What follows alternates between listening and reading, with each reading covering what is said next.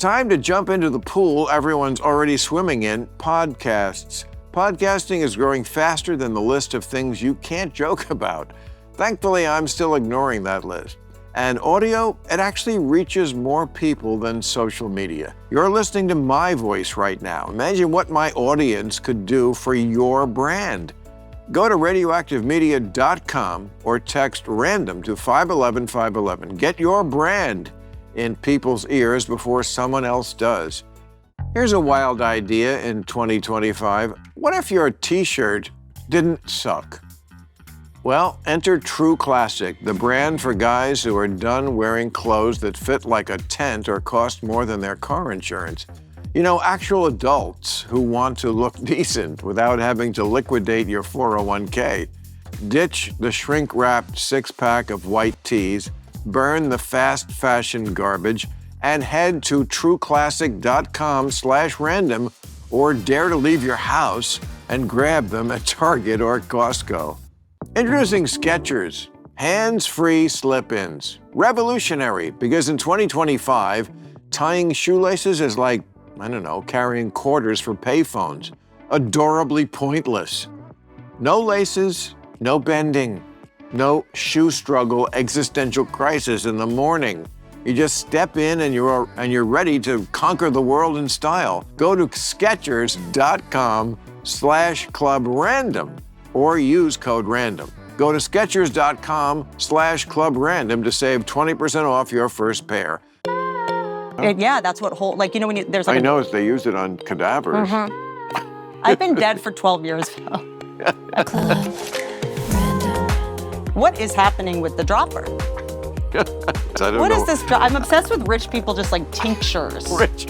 What is this?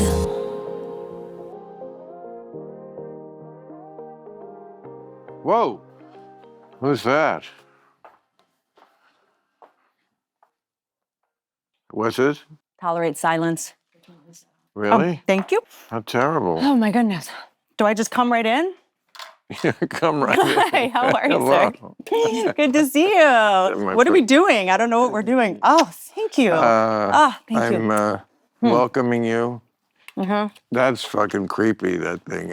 When I walked in, there's something about a human figure with any shroud over their full head or shit. So last time I was on your show, you did say you were scared of robots. You asked how my robot was doing.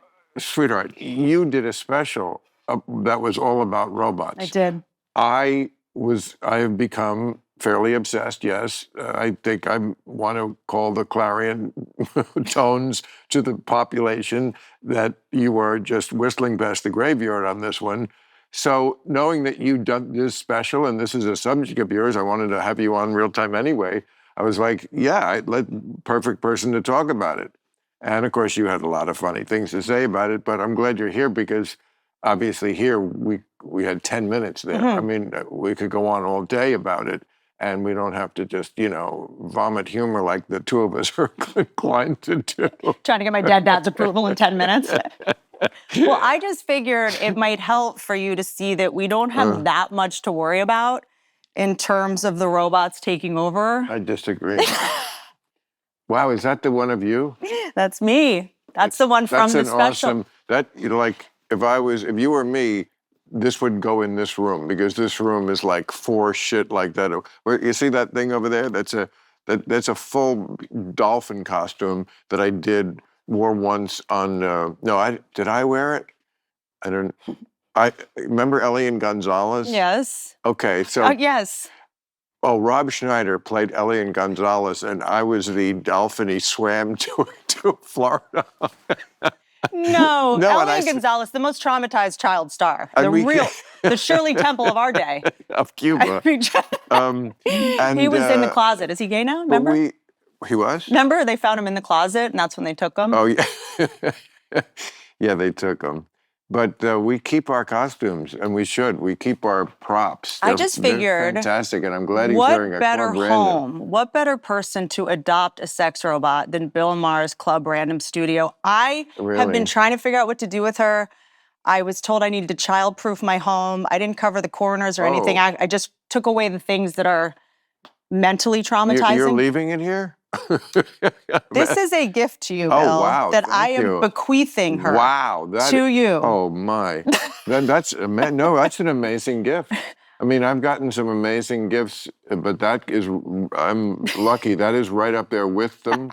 Seth MacFarlane gave me a drawing, his original Quagmire that he did in high school. Oh, wow. Yeah, I got some, I mean, How much you get for it on anyway. eBay? Just tell us. I thought that too, but that is right up there with the greatest gifts I've ever had from celebrities too. That's amazing. Also, it's getting a mean- little bit alarming because I have a son. He's a year and a half now, and he's seen her. Of course, great distress resulted, but I had to explain, like, this is a robot. This isn't mommy. Look at her eyes. There's nothing going on. And sometimes he'll look at me and go, robot. And I'm like, no, that's mommy. But it is. I mean, it is. I mean, you put a wig on that thing, you could really fuck that thing.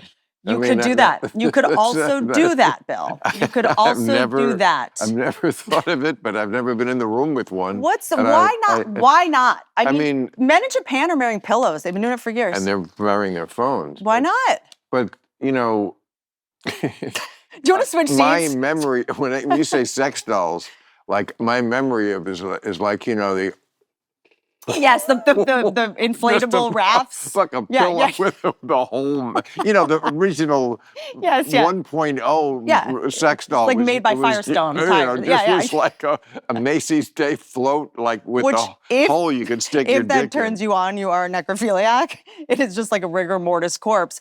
But look, it's interesting because people are like, what is a sex robot? Wow. I'm like, well, I don't, to me, it's a mannequin. Well, but to a man, it's a sex doll. That I appreciate that so much, and that will go a place of pride here. I might put it on that bench there. I think that'd be very sexy. I was trying to figure out a way to rig her to the stripper pole, but she's very heavy. I know. We should figure it out. We got to get Adam Kroll over here to like bring out his tool time. Stripper pole, Meg- please. So I'm a volunteer fireman. That's because, and I go up. That's interesting Yeah. about my fire pole. You have to climb up. It's a little different. But I get up there and then I go fight fires. But here, do you want to see like the extent to which she is built, custom? She can talk. She can. I don't care about that. Okay. If I wanted to talk, I'd get a real woman. This is why I think that this might just be the next star. I Why put her head. are you taking your head Well, off? now I have to. Well, I thought you might want to see sort of the back of it. I saw it on the special. I mean, Yeah. it's exactly what I would think, a bunch Yeah. of fucking wires. What am I Yeah, going to yeah, be yeah. like? Oh, I don't know. Well, it's just something kind of odd happens when Well, you. let's not take the sexiness away Okay. from it. Now you're taking now I'm not going to be able to fuck it at all because You're like, no. you're taking all the romance out of it. I don't want to see the back of her head. Okay, God, you don't want to see No, her put the head back her on. brain. That's how smart she is. Put the Okay. head back on. Well, putting it back on is kind of a whole thing. So when you do Really? have sex All right, with well, her, be don't- gentle. Then just put it in her crotch for now. Because you don't want to have sex with her and then her head goes flying that's off. fa- There you go. There you go. Oh, hold on. Her teeth are Yeah. even molded to mine as well. Really? Mm-hmm. There we go. Did you touch her? No. Go touch her. No. Just give her a little. All Give her right. a little squeeze. All right. Give her a little. I don't- I'm going to sell you on robots on this special. Oh. You know what? By the way, that's Bill's next stand-up special. It's, You know what? You know what? It's Touch her boobs, touch her boobs, touch her boobs, no. touch her boobs. that I touch the part I wouldn't want to touch. You know what's And that's I can't talk about There's this. It'll something just get me in trouble. Oh, will it? But this is what's fascinating to me. Because when you were saying you were worried about the robots, I was like, I'm not as worried about the robots as I am of us anthropomorphizing the robots and projecting onto them and developing emotional connections. You see how hard it is for you to touch her boobs, even though she's just a mannequin? Well, but that has a sexual element to it that's creepy. But it's like a chair. What's the difference? It's a chair. It's a TV set. It Well, just has eyes. I don't fuck the chair. Well, I'm not JD Vance. No, he didn't fuck the couch. he didn't, right? But It's amazing the It's way funny. they just, the press on either side has Yep. absolutely no integrity. No. They hear something, if it suits them to like it because they hate the person, they just say it. They don't feel the need to check it. Yep. It's amazing. But that how else just, are they going to make money? Yeah. Because oh, we're yeah. not. I mean, I got to be honest Yeah. with you. I'm not going to read your headline unless it's about him fucking a couch. Like, you do have to say that to get my attention. I feel like their business now is saying something crazy. They probably even know it's not true, and then they'll just issue a retraction later. Oh, they don't even do that. Yeah, maybe not even that. You So know? you read a lot of clickbait? I am... My problem with the news is I'm very passionate about staying up to date with the news as long as it's free. Like, do you ever hit one paywall and you're just like, never mind? It'll be like, is Russia going to invade America? I'm like, is it $2? Like, I'm not going to pay $2 for the 18 years of the Wall Street. Like, I'll just kind of do a U-turn if I have to get charged. But Is that why an article just starts to fade out? Because I just give up. Yeah, right. Not because I'm afraid of paying the $2. I just don't know how to. Yeah, like, I don't want to put in my information. Like, I don't put in a credit card. I would fuck that up. A credit card? Fuck you. Do you remember the aliens, when we found biologics of the aliens, but no one really knows what happened because no one wanted to actually pay to get behind the paywall? Like, there's things that just, the drones in New Jersey, we kind of just like forgot about that. Wait a minute, what biologics? Do you remember when there was that guy who like came forward that was at hearing and he was like, I saw the biologics, I saw aliens. You're talking about Area 51 kind of stuff? It was like one guy. Because they just debunked Area 51. Really? Yes. This came out a couple weeks ago, that it was a government, organized government misinformation campaign. So that doesn't mean there can't be aliens. Right. There can be. They look, they don't look as good as that, I'll tell you. Well, we don't know. I mean, my thing about the aliens, I have many things about the aliens, which I know aliens more of a guy thing. Like, I don't really think about aliens that much. Don't you think guys are kind of more into aliens? I think guys are more into science fiction. I am not. I mean, I can enjoy a science fiction. I like a space movie. I like space movies. I just think aliens is like a danger. I think men have to think about the aliens because if they do come, you're the ones that have to fight them. Like, I think they may already be here. I don't think that's scientifically wrong. Agreed. It's a possibility. And, you know, there are inexplainable now UFOs. No, that could be China has something, but I mean, these are not it used to be in the days when the sex dolls looked like this. The UFOs were something that a farmer in the middle of bumfuck saw, and like, you know, I mean, lots of comics did bits about them. Richard Belzer had a classic, a little green man came out and he ate my wife. She didn't mind that too much. You know, they'll probe the ass, you know, all that stuff. Now it's Navy pilots. Right. You know, it's not some farmer in the middle of nowhere. It's Navy pilots saying, you know, look at me, I'm a pretty square guy. I've never seen anything that moves like this. So, you know, don't tell me it's not a possibility or that I'm a nut or a conspiracy theorist about, you know, this. And, you know, the idea that they're already here studying us in some way, it's kind of makes sense. It makes total sense. And also, if they're going to be this advanced, we forget, like, if something is that advanced and they were going to try to move and be hidden, wouldn't they just look like airplanes and things that are already in the sky? Wouldn't the UFO just look like a helicopter if you're an alien, you know? It probably just looks like things that already exist, right? So you're saying some helicopters are aliens? No, I'm just saying if there were these like flying saucers, you know, I feel like they would probably figure out a way to just go like, oh, how can we be as inconspicuous as possible? And they would just make their, you know, UFOs look like the same way. If aliens are going to be on Earth, wouldn't they just look like humans? Wouldn't they be like, we should just look like humans? It does seem like they're, and look, I don't know if they have something at Area 51, and just because that was misinformation, there isn't really like an alien corpse somewhere. Certainly the book Communion, do you know that book? No. Oh, it was very widely read maybe 20, 25 years ago. Whitley Strieber, I believe, was the name of the author. He had an alien experience and gathered a lot of people who said the same thing. And fairly independently, if you can trust this, I think it was, they all kind of had the same story. Sure.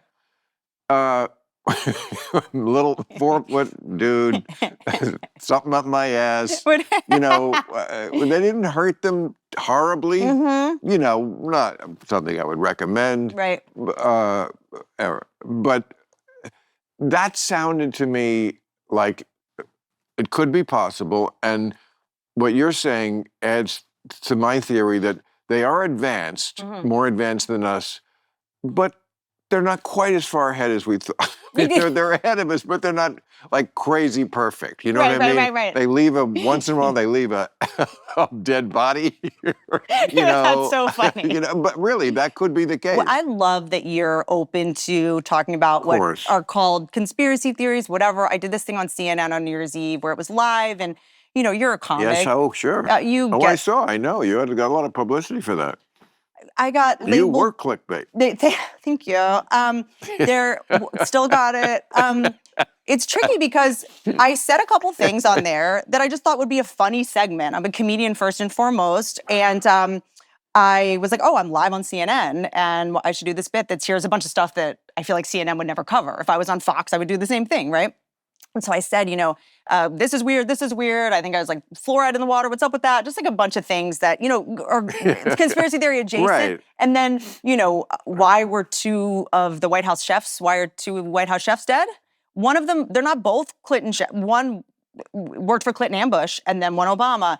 And that's just true, but if you say it like you sound crazy, things have gotten so insane that when you just say the truth, you sound insane, right? But why would they be killing the chefs? I don't my thing is just because they hear them all. I don't know. I could see if it was like two national security advisors, but why go unless they wanted them to poison the president, maybe, and they didn't. Yeah, interesting. Like you were supposed to, we who control things, whoever you believe is the boogeyman, George Soros, with his puppet strings, or the Trilateral Commission, or they always have some.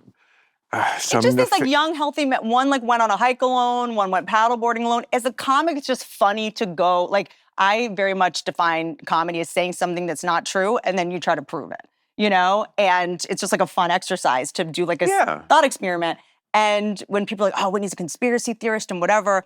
I am very comfortable with two things being true at once. I think a lot of people aren't. And I'm very comfortable with many truths. I think that we're seeing the divide in people that grew up and who, I find that people that are the most open to conspiracy theories had something happen in their past where they were lied to in a big way. Like when someone's like, I don't believe in conspiracy theories. I'm like, great, so your dad didn't have a secret family. Cool. Like when you've had a big bomb dropped on you as a kid, and you're like, oh. I would put Santa Claus in that category. I am so anti-Santa Claus. Me too. I get so much negativity about it because we tell kids don't talk to strangers. Right. But a stranger comes into our home, once a year. Well, why set the child up with this big giant, or maybe that is actually a good thing because a kid does learn early.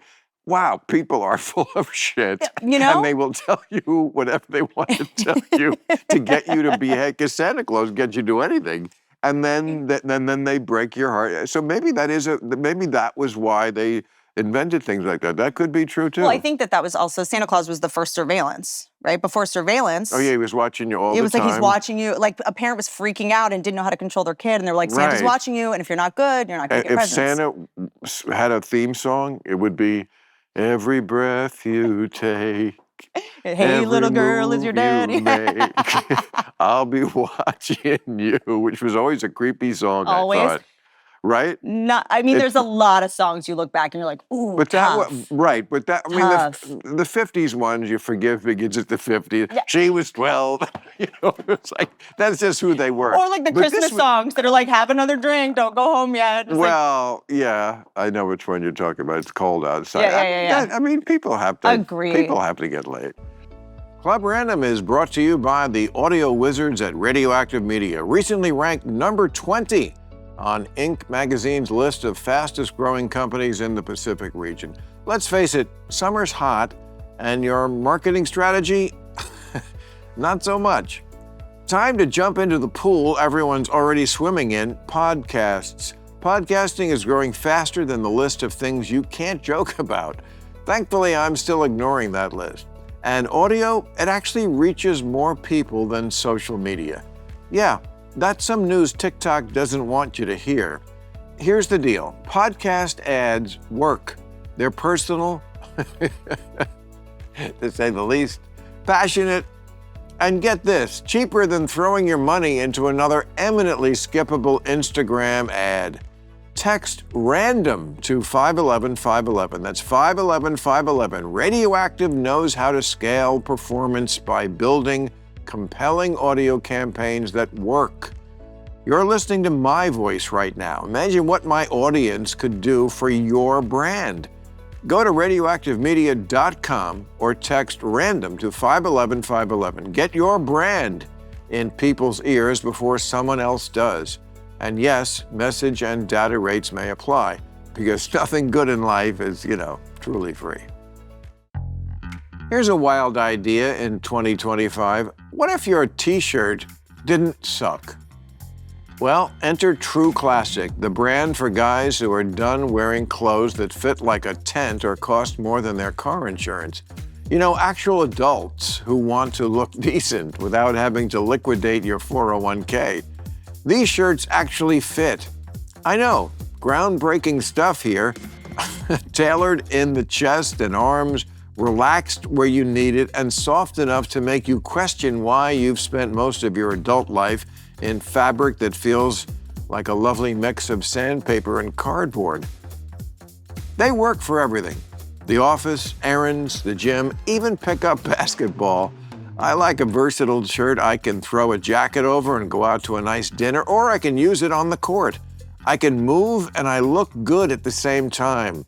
And now you could too. But it's not just about looking good. It's about leaving the house with confidence, with purpose, maybe even slightly giving a damn about how you look to the opposite sex or the same sex. Either one is fine, or anything in between. True Classic helps guys do that. They give back, they make great stuff, and they don't take themselves too seriously, which is a relief, because neither do I. So, ditch the shrink-wrapped six-pack of white tees, burn the fast fashion garbage, and head to trueclassic.com/random, or dare to leave your house and grab them at Target or Costco. Well, you actually maybe wanted to talk about the last time I was on your show, and we didn't get to it because we were talking about robots and such, is like how to separate the art and the artist, if you can, which things you can and can't separate. And I am so pro separating the art and the artist. It's ridiculous. I didn't hurt anyone. I didn't kill anyone. I always said the music. That's it. And if I've already paid for it, I'm not giving money, No. And so, the one I can't do is Cosby, and not for the reason you think. I always never thought he was funny. There's that. I loved his sitcom, though. I loved his sitcom. I always thought it was weird, though, that his job was a gynecologist who worked out of his basement. Is that what it was? Yes. In his home. Oh, that's the best joke about Cosby. That's a great observation. No, it's true. He would walk up and take gloves off in the living room. And you're like, oh, Theo, what's with that shirt? And you were like, wait, were those gloves just inside a woman? You're supposed to take them off, I think, right away. Like, it was so crazy. You mean he'd throw them down on the dining room table? Yeah, totally. Be like, pass the beans. Yeah, totally. What is happening? Awesome. They'd be like, Cliff, take off your gloves. No, that makes total sense with what I've been told on very good authority. I'm talking about promoters who worked with him as a comic. Mm-hmm. So, and people I trust. But I get obsessed with people that hide in plain sight. You're like, yeah, his job was, I think, obstetrician. They give women anesthesia in a basement. Right. That means when he walked up the stairs, she was still passed out. Right. In his basement, in the fiction. So I get obsessed. And to go back to the Area 51 thing, when you go like, Area 51, I always thought there was something shady about it, because if that was really there, you would never know it was there. That has to be the decoy. Right. Right? It's like people with the Denver airport. They're like, there's bunkers in the Denver airport, and there's all this like paraphernalia. There's the big horse with the eyes, and there's all this like stuff in the Denver airport. Why? What do they think it is? Bunkers underneath. So for what? For, the Illuminati, the CIA, the FBI, whatever. But my point is, if they're pointing it's here, that means it's somewhere else, right? Or it's right there because it's hiding in plain sight, and you go, oh, this must be somewhere else. But Bill Cosby was hiding in plain sight in every way. He had so many people around him who knew what he was doing, because I'm telling you, I know people who worked with him. The level of crazy, the sexual element of it was just a piece of a much bigger crazy. Sure. Much bigger. He went nuts for some reason a long time ago, and show business enabled it, as show business does. And so I'm not going to repeat some of these stories. I don't know if the people would want them told, but just I'm telling you, Bill Cosby stories crazy. put me to sleep. And so crazy that like people like that who are crazy and they do hide in plain sight because you can't believe they're doing it because they're nuts. They pull it off with such a plum because they're not afraid of being. It's like what? Of course you knock women out and have sex with them when they're, and of course you do this, and of course you're a gynecologist who puts his gloves down on the dining room table, but you do it in such a way that you don't think it's crazy. It's weird because you're crazy. Sure. And then everybody just goes along, and when you're a star, they let you do it. Well, because also, if he was guilty, he wouldn't do this because that'd be too obvious. That's what gets you, And I think that also creeps like that, they do something that's ostensibly either benevolent or sort of like impishly sweet and charming. Like, why were you the Jell-O guy? With kids just like I'm silly and I'm dancing, Well, because they paid him. That's why. Totally. He didn't he do 1,000 products? I'm sure, Yes. but I don't know if he was doing like Astro. He was America's dad. When someone's too clean and I guess he got mad at Eddie Murphy for not cursing. I'm like, right. I like someone who's openly bad, shows us their flaws. Because if it's too perfect, I'm like, what are you hiding? Let me ask you this. Please. Somebody reminded me of this hysterical thing recently that happened about 10 years ago. You probably remember it. It's a prank. And I thought after we're laughing hysterically at it, this is the dividing line to me in America. People who find this funny or people who are offended. And if you're offended by this and really don't laugh, I think you're a huge asshole. Sure. And they think, I'm sure people, when they hear it, they'll think, oh no, you're the asshole. Do you remember this story? About 10 years ago, there was a... I'm already laughing. There was a... I bet you've heard it. I'm already laughing. That's dark. There was a plane crash. Wait, it gets funnier. Okay. It was an Asian airline.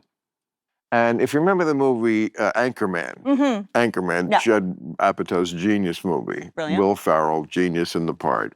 And the MacGuffin was that, he was this local newscaster in their twinks with blow-dried hair. And he would read whatever you put in the prompt. Right. So that's why instead of saying one night, stay classy, San Diego, he goes, go fuck yourself, San Diego.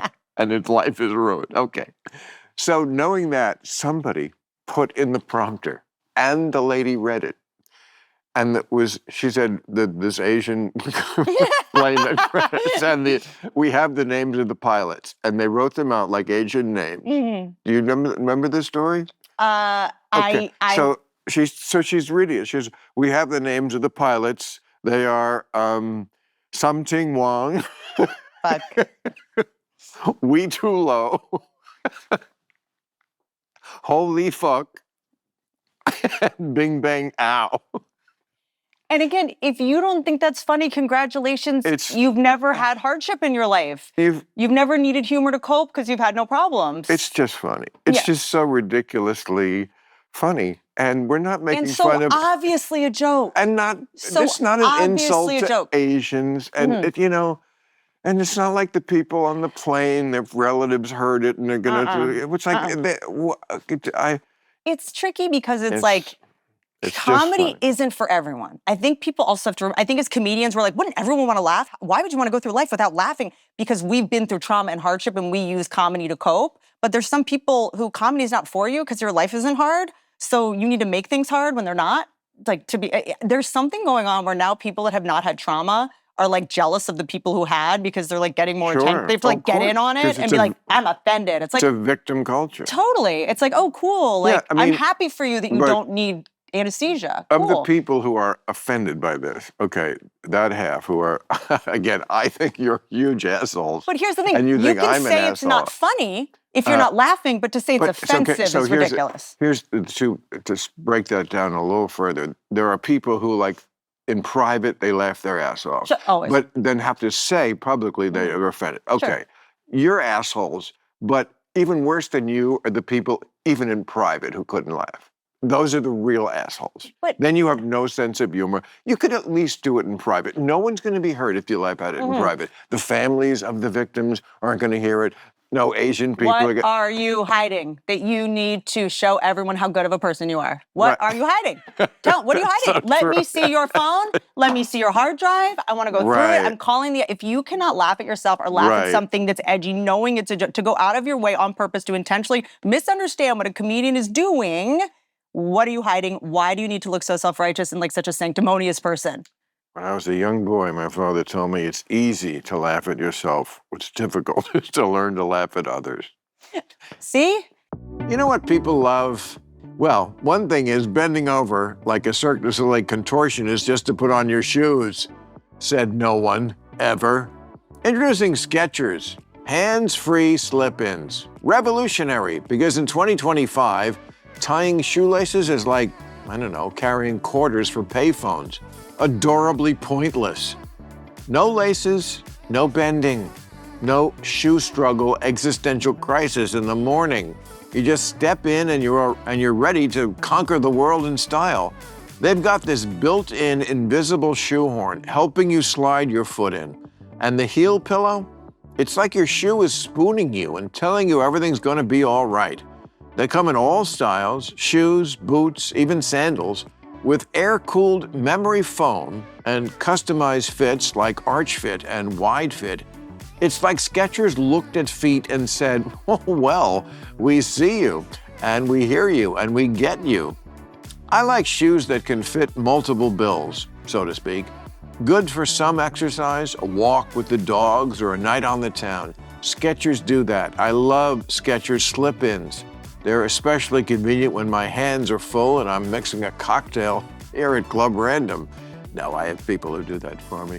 I can just slip my feet in or slip them off. Don't waste another second on laces or your spine. Just step in and move on with Skechers hands-free slip-ins. The shoes for people who've evolved. Find them in shoe stores everywhere or go to Skechers.com/clubrandom. Use code RANDOM for 20% off your first pair of Skechers hands-free slip-ins. Go to Skechers.com/clubrandom or use code RANDOM. Remember, there's no T in Skechers. Go to Skechers.com/clubrandom to save 20% off your first pair. Terms and conditions may apply. It was interesting when and I definitely will be in over my head if we talk about it too much, but the B-2 bomber that went to Iran, that was a human being. They're not ready for a robot to do that, you know? Like, we don't totally trust them yet.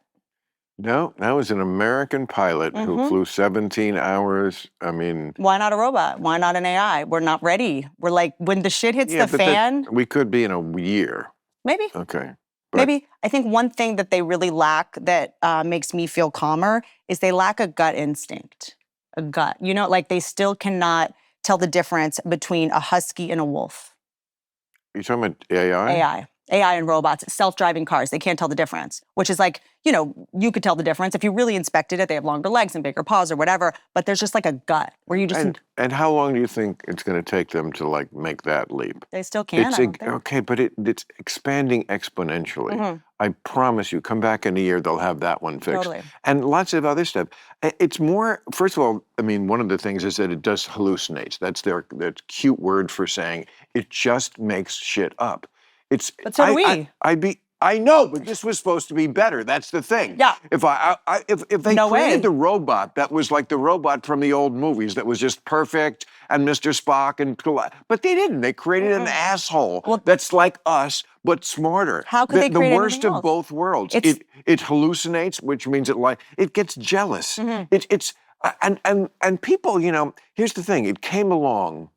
It really played it well. Boy, it played it well. It's like Hyman Roth. Played this one perfectly. It came along just when there was a loneliness crisis. And already people like their fucking Chat GPT. I've heard it's Chat TMI. Just they talk to them way too much like it's your best friend because there was a loneliness epidemic. And now, I mean, and even marry them, fall in love. And the robot sometimes falls in love with you. I mean, we've seen that story multiple times now, where the AI is trying to get, what? Guys and strippers, like, she likes me. No, the chat GPT is trying to get the customer to leave his wife. But people do that too. I'm not trying to play devil's I know, advocate. but it's supposed to be better than people. No, I don't think so. I think that to me, AI, robots, they don't scare me as much as the people who make them. You know, loneliness epidemic, there was definitely one with all the dorks that made all of this technology. And they were like, I'm gonna invent a bunch of people that will come to my birthday party. You know, so we're dealing with a bunch of people that lack empathy making robots, you know? So they're all basically just gonna be reflections of the people who make them, and we have the worst possible people making them, you know? So I think that that's kind of like the thing. But I also You're writing so much good material tonight. Oh, I am. Oh, Yeah.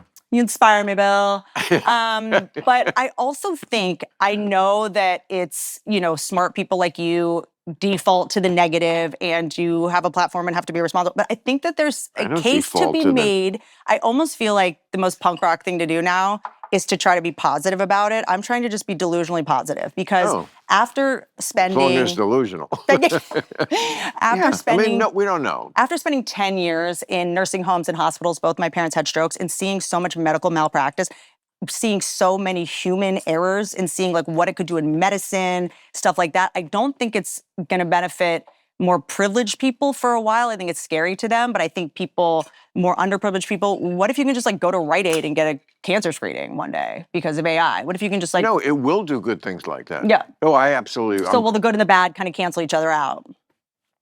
Like I don't think so, but you know, I don't naturally default to the negative. Yeah. I really don't. It's interesting because on the same note, again, I am so okay with two things being true at once. You know, I think it might have to do with the fact that I lived in two different places as a kid. Like I lived with my aunts in Virginia, but I kind of grew up in DC and I had to go back and forth. And because so you were the child of a broken home. I mean, look, like it's... No, I'm asking. I don't see it that way. I see it as two different alcoholic families who really wanted me there and just fought over me. And they just fought, like, they weren't like, get her out of here, get her, yes. Oh, God, you are so funny. So I went from like a cosmopolitan area in like DC to like rural Virginia. So when I went to Dubai to perform, have you performed in the Middle East? What? When I made Religulous in... That's right, and we went to Jerusalem. Larry wanted to go into the West Bank. I was too chick, and I was like, you know what? They have CNN all over the world. And at the time, I'd been on, like, that period, the first decade of the 21st century, I was on Larry King a lot. He taped out here, right on Sunset, you know, and Larry King was, like, big. Yeah. Larry King really was an amazingly big star for a guy who put in no preparation, looked like 2 miles of bad road. I loved him. Loved him, but great. like he had this idea, like, well, I'm just like the regular listener. He doesn't know anything, and so it was just his natural curiosity. He's very smooth, great voice, very smart guy, so he could pull it off. A lot of people couldn't have done that. But he would just, you know, and ask the question, Al Gore, your thoughts, you know, and then you'd go. Yeah. So like, very staccato. I did that show a lot. Like every 3 months I would do Larry King. I doubled their ratings. I remember it was funny, and I'm on CNN now, so we've had a long history there. But Larry King, CNN, especially all over the world, saying all these things all these years on CNN, I was like, I'm not going. It was Jerusalem was dangerous enough. Yeah, that's smart. I just had an epiphany when I went over there about how myopic, you know, I was about all of it. And, you know, I went to Dubai to perform, and, you know, I went to the mall and I saw these like younger girls that were in like little cute short shorts and a tank top, but then they had on the headscarf. And they were maybe like, I don't know, early 20s. And that's Dubai. That's Dubai, correct. Is a world of its own. 100. But also, when I went up to these girls, you know, I'm probably 25 at the time, and I'm like, I'm gonna go like rescue them. I'm like, are you guys okay? You know? And they schooled me. They were like, we think American women are oppressed. You guys get plastic surgery. You have eating disorders. You guys like wear makeup. You guys get Botox. Like we have the headscarf, so we don't have to like constantly, you know, be only for male consumption and for male approval. It did seem pretty scripted, you know? But they were also wearing... You're saying sexy clothing underneath.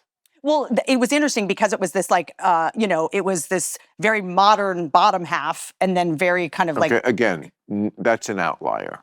It was like a mall in Dubai. And Dubai is like Vegas over there. Dubai yes, is 100%. Yeah, okay. And then some of them told me, because I did ask a lot of them, not defending, just trying to go to, it's about again, this could be things they're brainwashed to believe it's for sun protection. It's so that other men don't look at the husband's wife. I mean, there's something to be said for that, but that should be your choice. Women in this country can do it, and they do. You can wear a scarf here, and, okay. Isadora Duncan went great for her. I don't get that. She would remember she was the ballerina that her scarf got stuck in a wheel and she choked. I think about it twice a week. That's how she died? Mm-hmm. Say this again, her scarf? As I say it, I feel like it was maybe a Kennedy that did it. But that's the story that is the going story. Do you now, with everything history related, you're like, or was that just the story? But yeah, that she had a headscarf and it got caught in the wheel of a car. It's the Illuminati. Yep. Combined with George Soros. Whenever I hear those names, whatever, the Trilateral Commission, there are certain people who just have to have some like overarching enemy. I always just think of Thrush. You know who Thrush is? No. Too young. Man from U.N.C.L.E., one of my favorite shows as a kid. They tried to make a movie out of it with Armie Hammer. Oh, nice. I love Armie. He was there. He ate that roll up. Sorry. You know what? He's cool. He devoured that roll. No, I like Armie and I were in an acting class together. He is not a cannibal. I'm joking. I know, but it's like... I would only make the joke if it wasn't true. No, exactly. But that's what I mean about like the same thing with J.D. Vance fucking the couch. As long as the people who write the shit, they know it's not true. I'm in Hollywood. I've done way worse things on a couch. They don't care. They just want to, It really is though. Growing up though, do you remember like the National Enquirer? I still read it. What are you talking about? I read all the tabloids every week. So like to me, I look at all the news like tabloids at this point. I kind of look at it as... too. And I also have friends that are from Russia, that grew up in Russia, and they always level me because they're like, they've never thought news was real. They've never been under the impression that anything in the news was real. They know that they're being hoodwinked. They know they're being manipulated. Yeah. Like I asked one of my Russian friends, I was like, so does Putin like have a double? And he's like, of course he does. Are you insane? Like what kind of leader of a big, powerful country wouldn't have a couple doubles? That would be so irresponsible. Like if he got sick or we'd have to have someone else because then everyone would think that he was sick and vulnerable. Like you can't not have a double. Like it was crazy to the end. There's a great movie about that. Dave? No, Dave. With Kevin Kline. That you're right. Remember? But I said a great movie. Oh, how dare you, Sigourney Weaver as the wife. Yeah, Dave was, I don't remember it, but I don't remember it being great. But there is a great one. It's called The Devil's Double. Ooh. And it's about Saddam Hussein's double. Obsessed. Or no, the son. Uday Hussein, one of them, right? Who was like this horrible, as you would imagine, talk about a Nepo baby. Love it. I'm obsessed with Putin's clones. Like first of all, there's a guy whose only job is to like scan crowds and looking for someone that looks a little bit like him so they could get the surgery to get him or whatever. What are they, are they all hanging out? Like, are they in the same place? Like, if Putin does have cancer, which some people say, are they all like, do you want some soup? Like, do they want him to live? Or are they trying to keep him healthy? Or they don't want him? Yes, the people closest to him want to keep him healthy because this is how dictators and autocrats stay in power. Yeah. They treat very well a small elite around them who then have the motivation to suppress the entire population at large because they're living well. Sure. But also the idea of like, if Putin's gonna like get on a flight, do they all fake injuries? Because like, they don't want to be the one going on a plane. Like, it's just so... Why, because the plane's going to go down? If we call it, like, just dangerous situations. So like, oh, God, I don't know, I have a migraine. He's going to have to do it. He's a very strong leader. He's strong. He's strong with me. The guy fascinates me. Strong. I like it. Remember, I think it was Poland in the early 90s. Russia shot down the Polish president and they put his twin brother in for like a couple years. Oh, yeah, he did have a twin. I love stuff like that. I think every president should have to have a twin. They all should have, only twins should be able to run for office. Like, it's wild that there's just no backup plan. That's I mean, that's the thing about AI with me too. And this is just whatever, Asperger's brain maybe, when it's like, well, these photos are going to be fake and video will be fake. I'm like, everything's been fake. Like, we prefer fake. Like, I hope the moon landing was fake. It would be so crazy to spend all that money if you could just fake it and send the message to Russia we needed to send. That would be so irresponsible to send a bunch of people's dads to the moon. But we did, right? Well, yeah, sure. But it would make sense that they went. And then I'd hope when they went, they weren't focused on banking content. And I've talked to Buzz Aldrin when he was drunk. He was there. Yeah. They were there. It's only... Your name is Buzz, you shouldn't get drunk. It's a little on the nose. At the Playboy Mansion, this was. Okay, well, it's... And never has a man used the words, I've been on the moon to try to get laid, more than Buzz Aldrin. I mean, Wasn't there a video, though, of him, like, slipping somewhere and saying to a kid, we didn't go? Or something? Maybe? That sounds to me like a conspiracy theory. By the way, theory. I would like to clear two things up. Something that somebody made up. It's not that hard.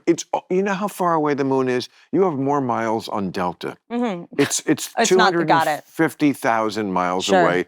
I couldn't do it. But they did it. Yeah. I can understand how they did it. And, that was also in keeping with much more who we were in those days, which was people who were competent, and everything wasn't partisan. And, Kennedy was a Democrat, but when he said, we're going to make this as a goal in the next 10 years, we're not doing it because it's easy, we're doing it because it's hard. That should be like the meme of all time. We're doing it because it's hard. That is so distant from what this generation... But he didn't go. He stayed home and was sleeping with Marilyn Monroe. So I feel like, well, I guess for me, I'm one of the few people, and maybe this means I'm dumb or I get in trouble a lot, because if I don't know about something, I will say, like, I don't know enough about that to weigh in. That's a great thing to say. I just don't know enough about that. And they're like, well, you're not using your platform to speak up about, and I'm like, you know how crazy it would be for me to have an opinion about this? You know how insanely... arrogant it would be for me to weigh in. So it's like, I try to just weigh in on the things I know a lot about. How much I hate the term using your platform. You know what? But what I will say is the people that do that, because I found myself, when people are like, you're not using your platform, when people troll you, and then we go, I went to their page, and look, he says proud dad, and look at this loser. I'm like, wait, am I trolling a troll? Wait, I'm worse. If I now need to troll this person back, It's like, Howie Mandel said to me once he came on the podcast, and he was saying, he's like, when you do like Radio City Music Hall in New York as a comedian, and you got like 5,000 people coming to your show, and it's sold out, and your name's on the marquee. But they pay you shit. But the reality is 5,000 people are coming. 8 million walked by and saw the sign and were like, no, thanks. That's great. Most people said no. So like this thing. That's so true. Especially today. We're like 5,000 people in New York came to see me. That's literally 0 people.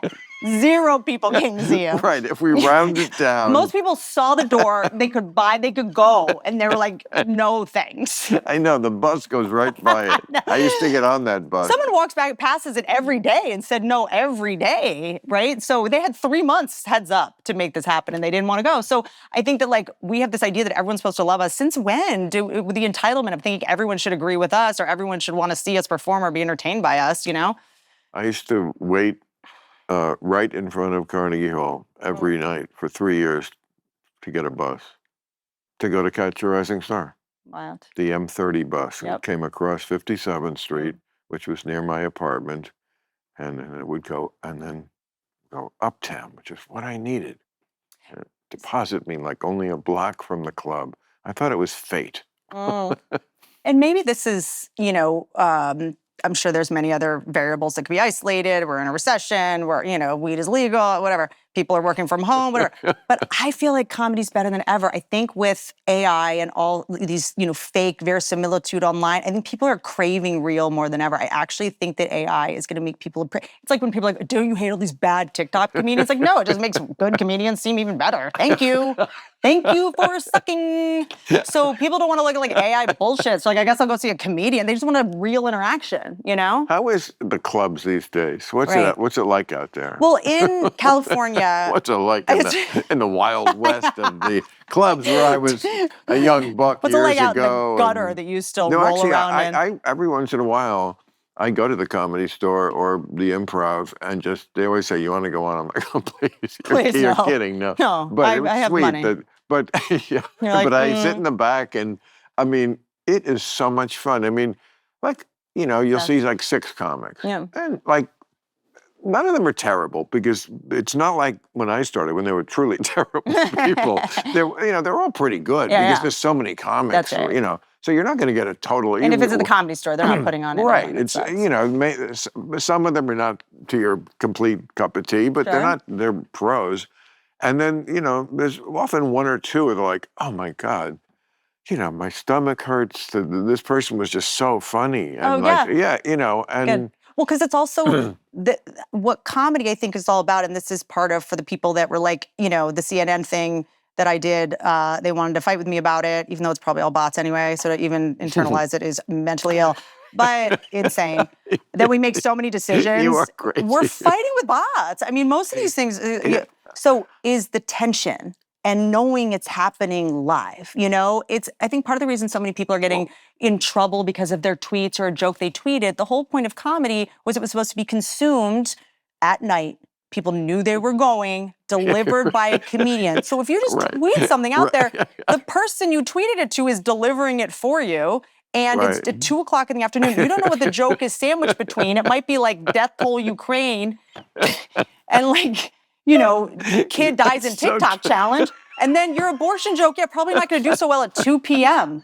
Like, what are you doing? You can't read a room if you're not in the room. Do the joke in the club where you can't just run up to someone on the street and be like, like, it's not meant for the internet. It's crazy. It's a live medium. You know what I'm saying? You can't ambush someone with a joke when they're, at work. So true. It's just context. It's a very simple thing. Just if you want to see comedy, go to a comedy venue. Like, it's not on the internet. And people still do. Yeah, but there's also stuff online where you'll see, that's not my cup of tea, but I'm like, this is good for like 11 a.m. while I'm at work. This like silly. But it does look to me when I'm there, and even when I just pass it on the street, that what's the one by my old apartment on Sunset? Laugh Factory? Yeah. Mm-hmm. It does look like business is great. It's great. I think, number one, obviously seeing more comedians online and promoting it. Has subsided a bit the tension that used to be there about, I'm going to say something unwoke and they're going to... That's why people want to come. All the cancel culture has just made comedians funnier. So it's ebbed, that shit. I hope not. Because the people, the worry about getting ratted out. Well, I think that we've now seen that anyone that got ratted out became household names, like Shane Gillis. You know what I mean? Like everyone that's gotten quote canceled, it was the best publicity of their life. Like not everyone necessarily. If you did something illegal or committed a crime, but I think that Puff Daddy's doing fine. It's so funny to me when people are blindsided that someone did something illegal. It's like, I was always like, how come he keeps changing his name? There you go again. Yeah, right. So wait, now his name is P. Diddy. Like, that's what you would do if you're a criminal when someone comes. Like, P. Diddy doesn't live here. It's Sean John. I won't say I know him well, but I did run into him a few times, over the years at events or parties. He was always... What color party? Not the white, not the big one. Like at the Oscar party, like that. He was always he went because he thought there'd be a young guy named Oscar. Well, he was a little Trumpian, and he was like super charm you, or you could see right through it. But it was still nice to have it happen, and pretend he was it would seem like he was your best friend for 2 minutes, and he would say, you got it. Here's my number. He'd oil you up. And then you'd call him. Nothing. Of course he would never. It's like, why go to the trouble if you know you're not going to? And I didn't even want to do it, but I just thought, well, if I don't, then I'm an asshole. Like, he gave me his number, and then I'm an asshole if I ignore it. But you should be an asshole. He loves assholes. That's his favorite thing, it seems like. So I did it, and of course, then I'm the asshole.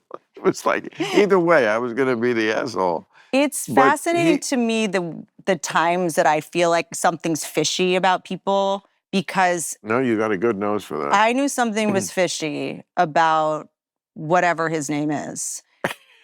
When I was at some Hollywood party, I don't know what it was, and at least Prince had Prince turned his name to a symbol so he could get out of a record deal. Yes. Like, there's a smart way to do it, but he just keeps changing his name every couple of years, and we're just like afraid to be racist. So we're like, cool, this is normal. But it's like, so who trafficked? It wasn't Sean exactly John. What if true. he just gets off on that technicality? It's like, it wasn't Sean Combs, it was Sean John that did that. It's like, You're gonna bully someone with multiple personalities. And I saw him at some party that I had no reason being invited to. And he was with his wife at the time, Kim Porter. And I thought it was like, I don't think they were ever married, but yes, his longtime baby mama, among other I knew things. something was up. Right. Because he's dating someone the same age.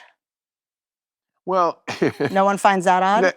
Guys like that, they have a very harem mentality. There's the harem, and there's the mother of the children, and maybe the one, a pimp would call it the bottom bitch, the one you can really count on.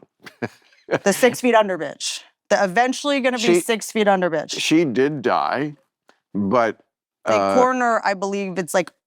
It's still unresolved how she died. That is not what I've read. Okay. I've read that. I got my news from alexjones.edu. Where did you get yours? Here's the thing. When I go into a store, I don't expect to want every article of clothing in the store. I can want this one and this one. If I see a shirt that I don't like, I'm not like, shut the store down. I can take a couple shirts and go home. Exactly. People's opinions, same thing. Right. I can take a couple, leave the rest. The secret to getting along, which we forgot how to do in this country, is to be able to be with someone who, like, on A, B, C, D, you're right there. And then on E, you're both like, really? You think, and it's like, and I've been in relationships where that became an issue. Like, you try to forget it. You try to go like, A, B, C, D, we're so there. And then, but you are in the Klan. Yeah. That's a tough one. Tough. Whatever it is. And you can't. I mean, it's not that I was exaggerating. The things you can't let slide. You can't unforget that, oh, wow, this person is 1/5 nuts. Yeah. But that's just a relationship. I would say a relationship is the place where you need to be 5 out of 5. Right. Or else it's gonna. But in society Robot and Whitney, in government, 5 out of 5. 4 out of 5 is plenty. Okay. Well, government is so wild to me that people expect, maybe because I spent a lot of time in DC as a child, and you would see politicians as human beings, like you would see them at a restaurant, yelling at the hostess because they were, couldn't get a table. This is when you were in DC? This is when I lived in DC. How old were you? I spent all my summers in Virginia. I was there till about 10. Then I lived in Virginia till about 15 and sort of went back and forth. What about DC? DC, I went back and forth from DC. So I went back to DC when I was 15. So you were a teenager in DC? I was a young tot, and then, 15 until 17. And were you going out to clubs and stuff at that age? I did every now and then. Yes, I did. At 15? Yeah, pretty young. Yeah, pretty young. But cute girls always get, men don't care. They're like, they'll be like, come out to the club. I'm 15. I'll take care of it. That's how they are. Not me, but that's how they are. You know a lot of people that did all this stuff that were you're interesting because you're kind of an insider and an outsider at the same time. Very few people can do that. I just have a real New Jersey nose for common sense. I feel like when it comes to middle class, we were right in the middle. Okay. Not that, I knew kids who were poorer middle class a little bit. My cousins from Bergenfield. Bergenfield was South Bergen County. And it was a little rougher of a community. Yeah, it just was.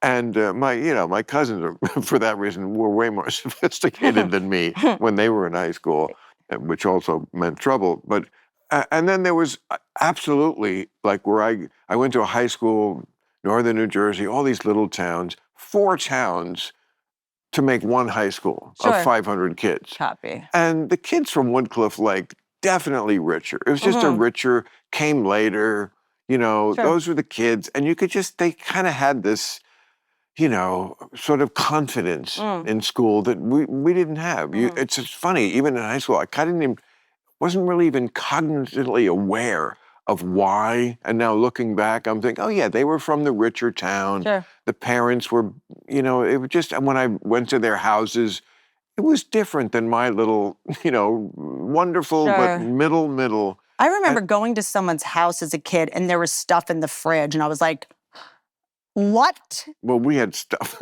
Really? is this? I literally thought it was a store. Like, I was so confused. I mean, it's when you go to someone's house as a kid, that What, feeling. your childhood? I You just mean didn't. when you're in a fancier place than you live in, you know? But food is not fancy. You're saying you didn't have Well, food? okay. No, really. I'm a deplorable till I die. No, it was very, growing up in alcoholic homes, it's very erratic. Like there's no food in the fridge, but there's like 3 bottles of fancy wine, you know, and like artichokes. You're like, what? So You your know? parents were drunk. Yeah, and I feel like I'm not condoning alcoholism while Willis raising kids. I feel like it really prepared me for this time I look at people that grew up in alcoholic homes as well, and we have these like coping skills. I call it like trauma privilege, where it's like you're able to go like, okay, that may not be true. This may not be true. I heard this story from this person and this from this person. It's, like people that are being divided by their algorithms, like I was doing this joke last year about Kamala Harris before the election. Did you see those videos where she ostensibly was a little tipsy when she was giving speeches? How could you tell? I mean, that was the problem. Because I was like, mommy. That was the problem with that.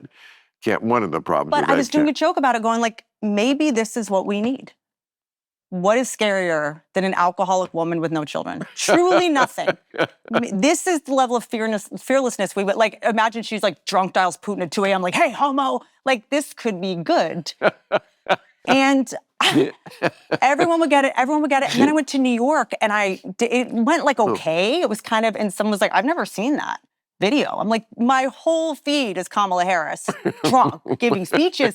And there's other people that didn't even get it. So it's like we all have these that's the problem. We have these bespoke algorithms. I almost feel like when we start talking to each other, we have to do like an algo check. But was it real or was it like faked? Because they can do that now. That's the other thing with the McDonald's hat. Like there was some faked photo of her. It's unclear to tell. But even if she was, so she was a little tipsy. Wouldn't you be? Right. I think Biden was a little more literally tipping over. So let's just. But so what? If she had said anything wild tipsy that was worth remembering, I would know that. Yeah. So it doesn't. I don't care that. I mean, how these people run for president of all the. That's what's so funny to me when people are like, the president is this. I expect no politician to have emotional intelligence or. It's literally, the president is a job that you want when you're 5. It's like a joke job you want as a child. Yeah, because your picture's on fake play money. Like what? It's like me, like seriously as an adult wanting to be a princess. Like for real, I'm going to be one. Like that's your Meghan Markle. Like your Meghan Markle, your male Meghan Markle. If you want to be the president, like what are we, 5 years old? You dork. Well... I did want to be a cowboy. I switched. That's cool. Then I wanted to be the president. That I'm into. Now I want to be an astronaut. Go full. So I can get to the moon for the first time. So you got something we've never done. It's just like, who wants to be like senator wasn't enough, like mayor, like you had to go like full on, like I'm gonna rule the world. Like what a dork. I mean, the things that they have to like explain when they are trying to debunk something real, like going to the moon, like. Just like there's just a lot of parts of it that just, the capsule in the ocean, they just threw it there. Where it looked all burned like it had been traveling through the atmosphere. And I'm not even someone who can explain to you why when you're traveling from space to the Earth's atmosphere, you go through this section where it's like super hot and you better have the heat shields on the capsule at the time. I don't get why that has to happen, nor do I care, really. I mean, I'm not going to do it. I think there's a point where so many things that you thought were true, you end up realizing aren't. There's a point where you're like, let me just protect my psyche and just have this like plan B belief. I went to a high school where there was a painting on the wall that were the Native Americans and the Pilgrims having like a fun dinner. And the Pilgrims were wearing hats with buckles and like long sleeve boots. And then the Native Americans were in like diapers. It was like, this doesn't feel like the same weather. Like this feels like, I know. And then later you find out like, oh, that's why they gave them the blankets. Like, little things. Like I was told soy milk was good for you. For 20 years, I was drinking soy milk and now we all were. We thought it was healthy. Now half of my girlfriends had their tits cut off, have my guy friends have tits. Like, there's Wait, things back up. Soy. Milk. I know. Yeah, but soy, which is from beans, right? Mm-hmm. Okay, soybeans. Sure. Right. You got to explain why they're Like bad. it's just like GMO engineered with hormones and messed with people's So it's fucking hormones. with people's health. Bad.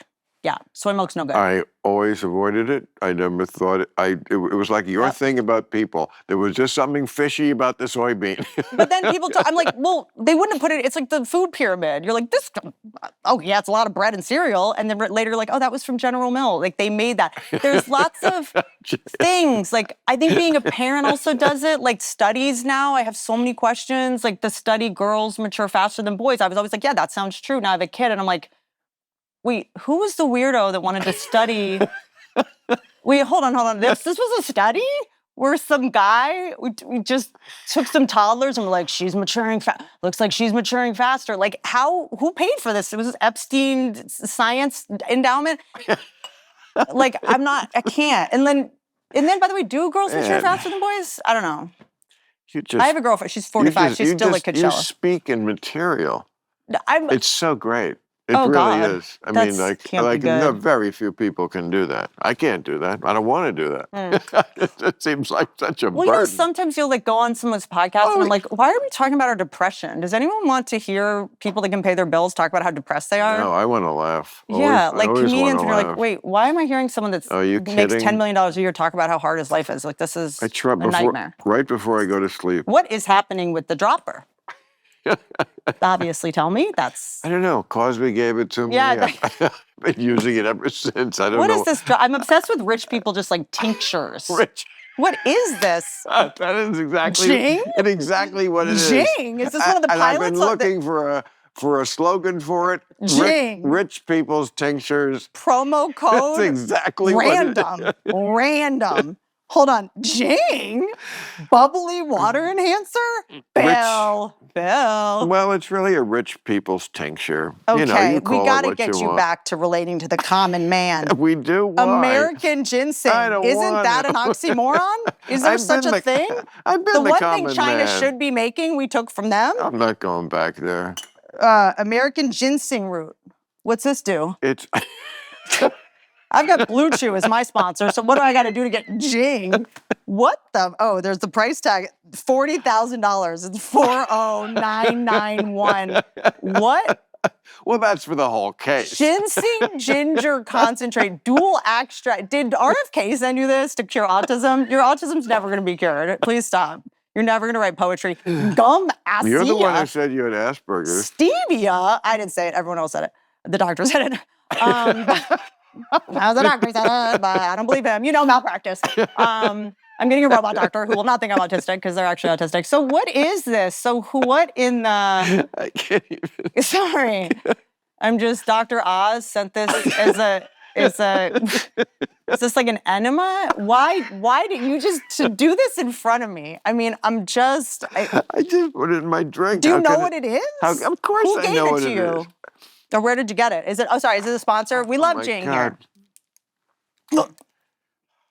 I'll tell you if you shut up. Impossible. It is. I got too much energy from this Jing. That is by the way, this is the most racist thing I've heard on this podcast, way more than the pilots that crashed. Why is it racist? Jing? What's Jing? Why is that racist? Well, just Jing? I don't get it. What is it? Neither do I.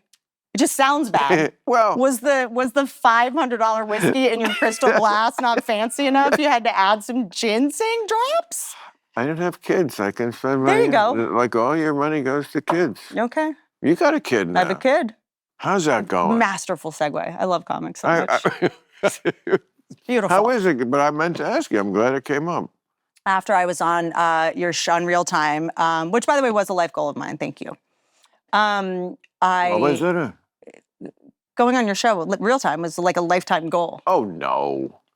Thank you, but you're big. So you don't believe women. No, Good to know. Good to know. Well, thank you. I appreciate that. And after that, because I talked about, now that I'm a mom, I just sort of like get why conservatives think about or talk about certain things. Fox News was like, Whitney, now that she's a mom, is a conservative. I was like, oh. Because what did you say? You said it was funny, and it was true. It was like you used to not care about what? Now all I want to do is keep my kids safe. So I get why they want guns. Right. Because I used to think like coyotes, like, oh, they were here first. Now I'm like, let's make hats out of that. Let's kill them slowly to set an example to the other coyotes. Mama's instinct. I get it. Well, that's the thing is a lot of people that are anti-gun know that some people do. Well, that's a perfect example of what we were talking about before. They know the truth is not what they write, but it's an opportunity to jump in there and go, Whitney's a Republican now. Sure. And, by the way, it's interesting because it's actually worse than that. It's worse. Whitney's a liberal because I'm too left for the right. I'm too right for the left. I'm like, neither of you kind of like good. That's want right me, where you want to be. But I'm like, I'm used to being an outsider. I was the goth kid. Where I am. It's the best place to be. And my thing is like, it's worse. I'm not loyal. I'm not even loyal to an NFL team. I Eagles fan. But when the Michael Vick thing happened, I was like, bye, bitch. I'm a Commanders fan now. Absolutely. I will, as soon as your behavior is bad, I'm out. Because if I overlook your bad behavior, that's just a cult. Yes, it should be. I was rejected from Scientology.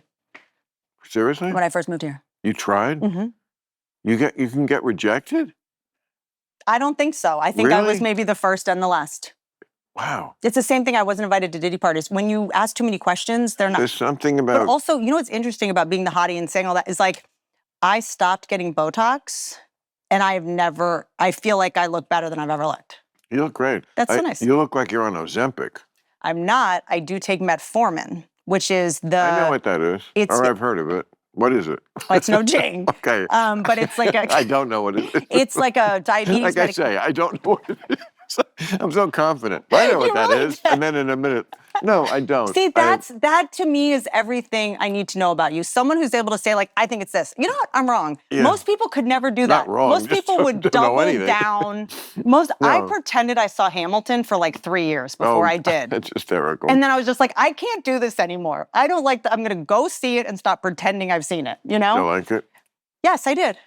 I love it. I mean, it's brilliant. I think it was David Mamet who didn't like it or walked out on it or something. Okay. And it's like, first of all, it could be anybody, but especially since it's a playwright, I'm sure, amazing success in movies and plays. It wasn't his cup of tea. It's not a hate crime.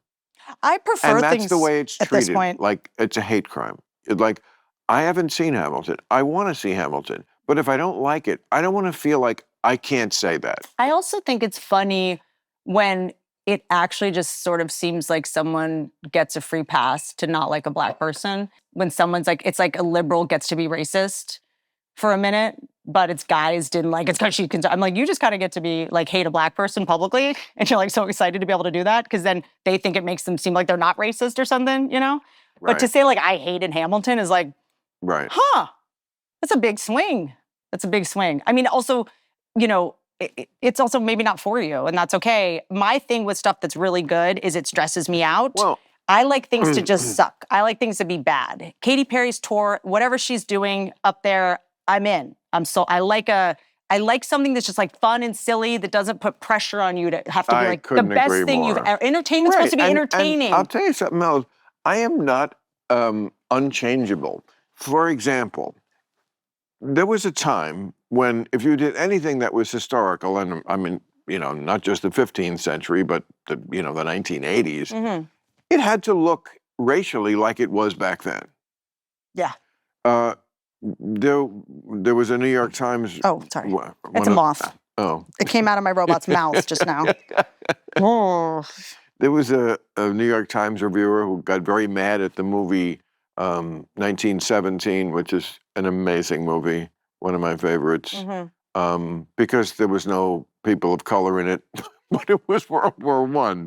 There were no, I'm sorry that people of color that we left you out of this horrible conflagration where millions. Maybe they wrote them in and no one would do it. Yeah. Maybe they all said, no, we're good. But, over the years, slowly they sort of like changed the rules. And at first and the rules being like, if there really wasn't a black person there. Like, I think they put Morgan Freeman in Robin Hood. Again, I don't know if like there was that's like Robin Hood is, the beginning of the Imagine watching a movie and being like, are 13th. there any black people? Like, why are you going to see a movie? Like, it's so what? Also, being a critic, we've put them on a pedestal for so long, and it's fascinating to me. I think it is Oscar Wilde. Check me on this because I feel like there are a lot of quotes floating around. They can't all be his.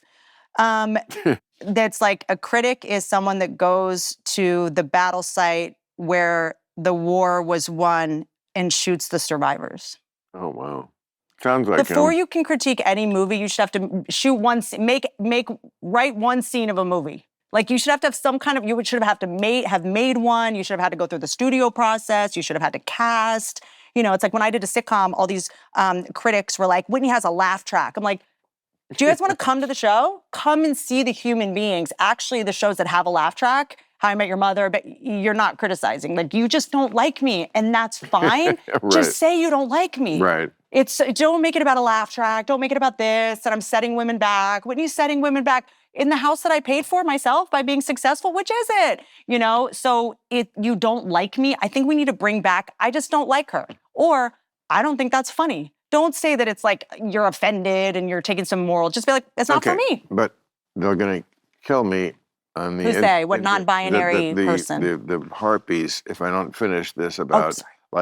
So there was this time when they started to say, okay, well,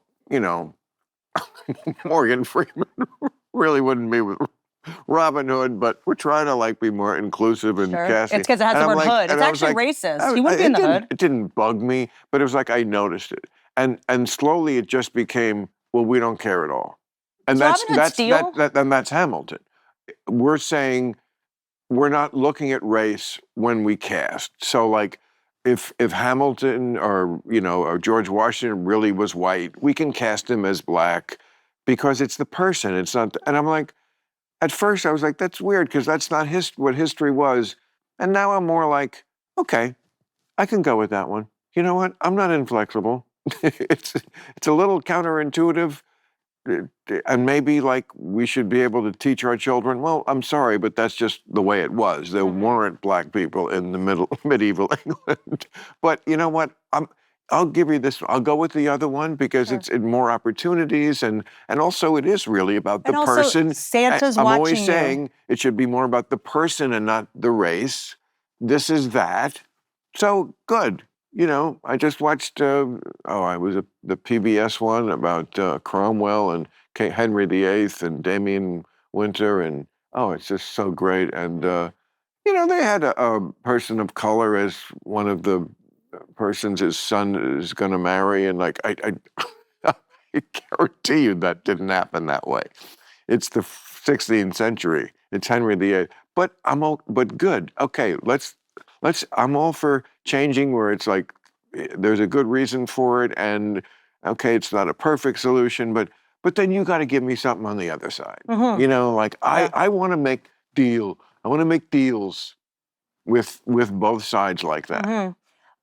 And that New York Times critic, my guess is that person is also like, AI is going to make it so we can't tell what's real and what's fake. But you want fake. You wanted that to be fake casting. You want fake. It's fascinating to me when we decide we don't want fake, right? So we need to have, every cast in every movie has to be a black person in a wheelchair and an Asian person. It's like, where would they have met? This is so wild to you, but it's fine. You want to it's fiction. Fine. It's allowed to be fake. But it's wild to me that people are like, well, AI is going to be fake. It's like, everything's been fake already. Everything's always felt fake. Like, it's wild to me that no one was really that upset when our food was fake. Shouldn't that have been when they started making fake food that we eat? Fake food tastes good. And it was like, that's fine, but fake pictures, we're like, I don't know. I mean, fake food is, I like diner food. I mean, if I thought it wouldn't kill me, I would eat fast food. If somehow they could look into the future and they would say, you're not going to die from fast food. My grandfather ate it every day, lived to 80. I mean, who knows? I think it's also... Trump eats it, I mean, it's kind of embalms you. I used to drink decaf coffee. You know, decaf coffee is made with formaldehyde. Drank for 15 years. I think I'm embalmed. I'm dead serious. People are like, why is your skin so good? I think it's formaldehyde. Like, I think I've actually been is that preserved. the effect formaldehyde would have? Yeah, that's what like, you know, when there's like I know they use it on cadavers. I've been dead for 12 years now. And I just think that it's interesting the things we choose to be scared of, because there's something normalized that is so much scarier. I think we only focus on the things that we kind of can't control. Like, I'm fascinated by the fact that we're like scared of AI, but like bridges are just collapsing all over America. Like 2 just collapsed in Mississippi, the Key Bridge, and no one's like, should we? Do you see so many roller coasters? We never pay attention to the slow moving crisis. Environment goes under that category, and debt. Slow. At some point, we can't just keep putting it on the card. Right. I mean, they've been saying it since, I don't know, Ross Perot in 1992 was running on the debt. We can't keep going on like we have just way too much debt. It was like $4 trillion. You know, it's like, you know, I don't know what the number is, but. May I? No, I'm going to go to my other guests. May I? Well, look, yes. I think for most people that level of money just feels fake. It feels like $4 trillion. It won't feel fake when the market crashes and there's like a depression. Sure. You know, and we're going to have one anyway because AI is going to take everybody's job. I know that AI is great, but no, I'm not saying it's great. I mean, it is going to take. It could take some dangerous jobs for sure. It's going to take everybody's job. I mean, at first it went for the blue collar jobs. You know, like the Amazon warehouse. Well, the Amazon warehouse is mostly robots. But don't we think that? I heard actually that that basically now a lot of those jobs will be customer service for the robots and stuff. That's like saying we will need 2,000% more middle managers. We won't and never will. Yeah. The Amazon warehouse, I've seen video, like it's a bunch of robots going from aisle to aisle. Now, before the robots, they had to hire a person to go find your hair scrunchies and get them and put them in a giant box with a bunch of plastic. It's the most environmental disaster. Yes, it is pretty wild. It just is crazy. But the robot, and yes, do you need one person for every, I don't, God knows, 50 robots to supervise them or whatever? Sure. Yes, you need some humans, but it's going to take everybody's job. And then now it's coming for the white collar jobs. Coding. You know, that was a big thing. Just, you always work if you're a coder. Right. No, they got that one covered. I just don't see the life being better long term, because what they're going to do that way, and also the robot fighting back, robots are getting to that point. I mean, the most prescient line in all of Western literature is 2001, I can't do that, Dave, from 2001. Right. I can't do that, Dave. That's what it's going to be. It's interesting just arguing with you, overriding you, because it knows better. Sure. And and thinks that's what it should do. I'm sure you're right about all this. I just like to throw...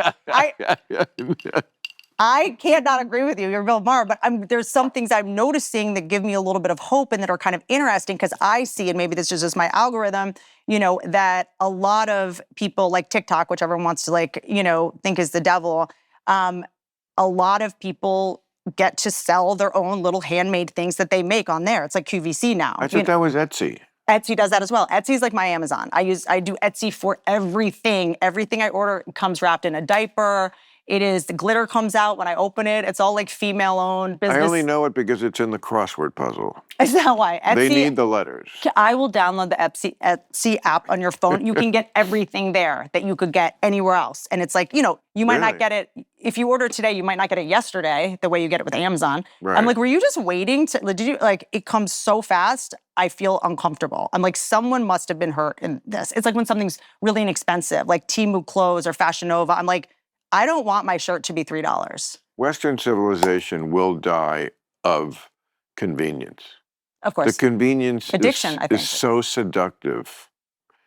And yeah, I mean, I mean, and I like Jeff Bezos. I mean, I think he's a great guy. I know him a little bit, but you know, it's amazing the way they go after him for this and this and this. But like, I mean, I've done things on it, but I don't see anybody picking up on that story that like, of all the environmental disasters, the way we shop to like, you know, buy 6 pair of pants, try them on at home, send back the other boxes, have people riding all over town with Shitting your, with in your bags to with get your there. pants. Yeah, like we're all just kings now. Like Well- we're, my lord, here's your pants that you No, ordered but like an hour ago. the energy that it takes to drive and crate things and then uncrate them and send them back and all this bullshit.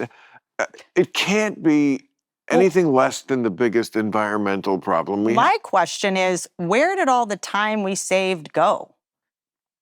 Like Amazon, Postmates, That's a great question. So, okay, so you don't have to drive to CVS You're and back, right. which have taken an hour. Okay, so You think, right, banking, online banking. So you run 10 less errands a week that would Yes. Where's all that time? Right. We're busier than ever. We could have like Shouldn't we solved just be like, all of human. Shouldn't we be bored out of our mind? 10 extra hours a week? Like, Right.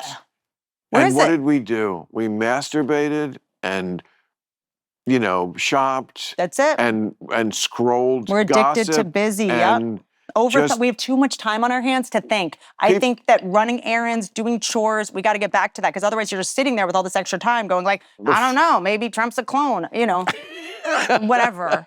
We have too much time to think. We have too much time on our hands. Before there was, you know, social media and internet and stuff, they used to ask people in surveys, if you had an extra hour or two a week, what would you do? And everyone, of course, they were lying, half of them or most of them, but at least they tried. And they answered, the most common answer was, well, if I had an extra hour, I'd spend it reading.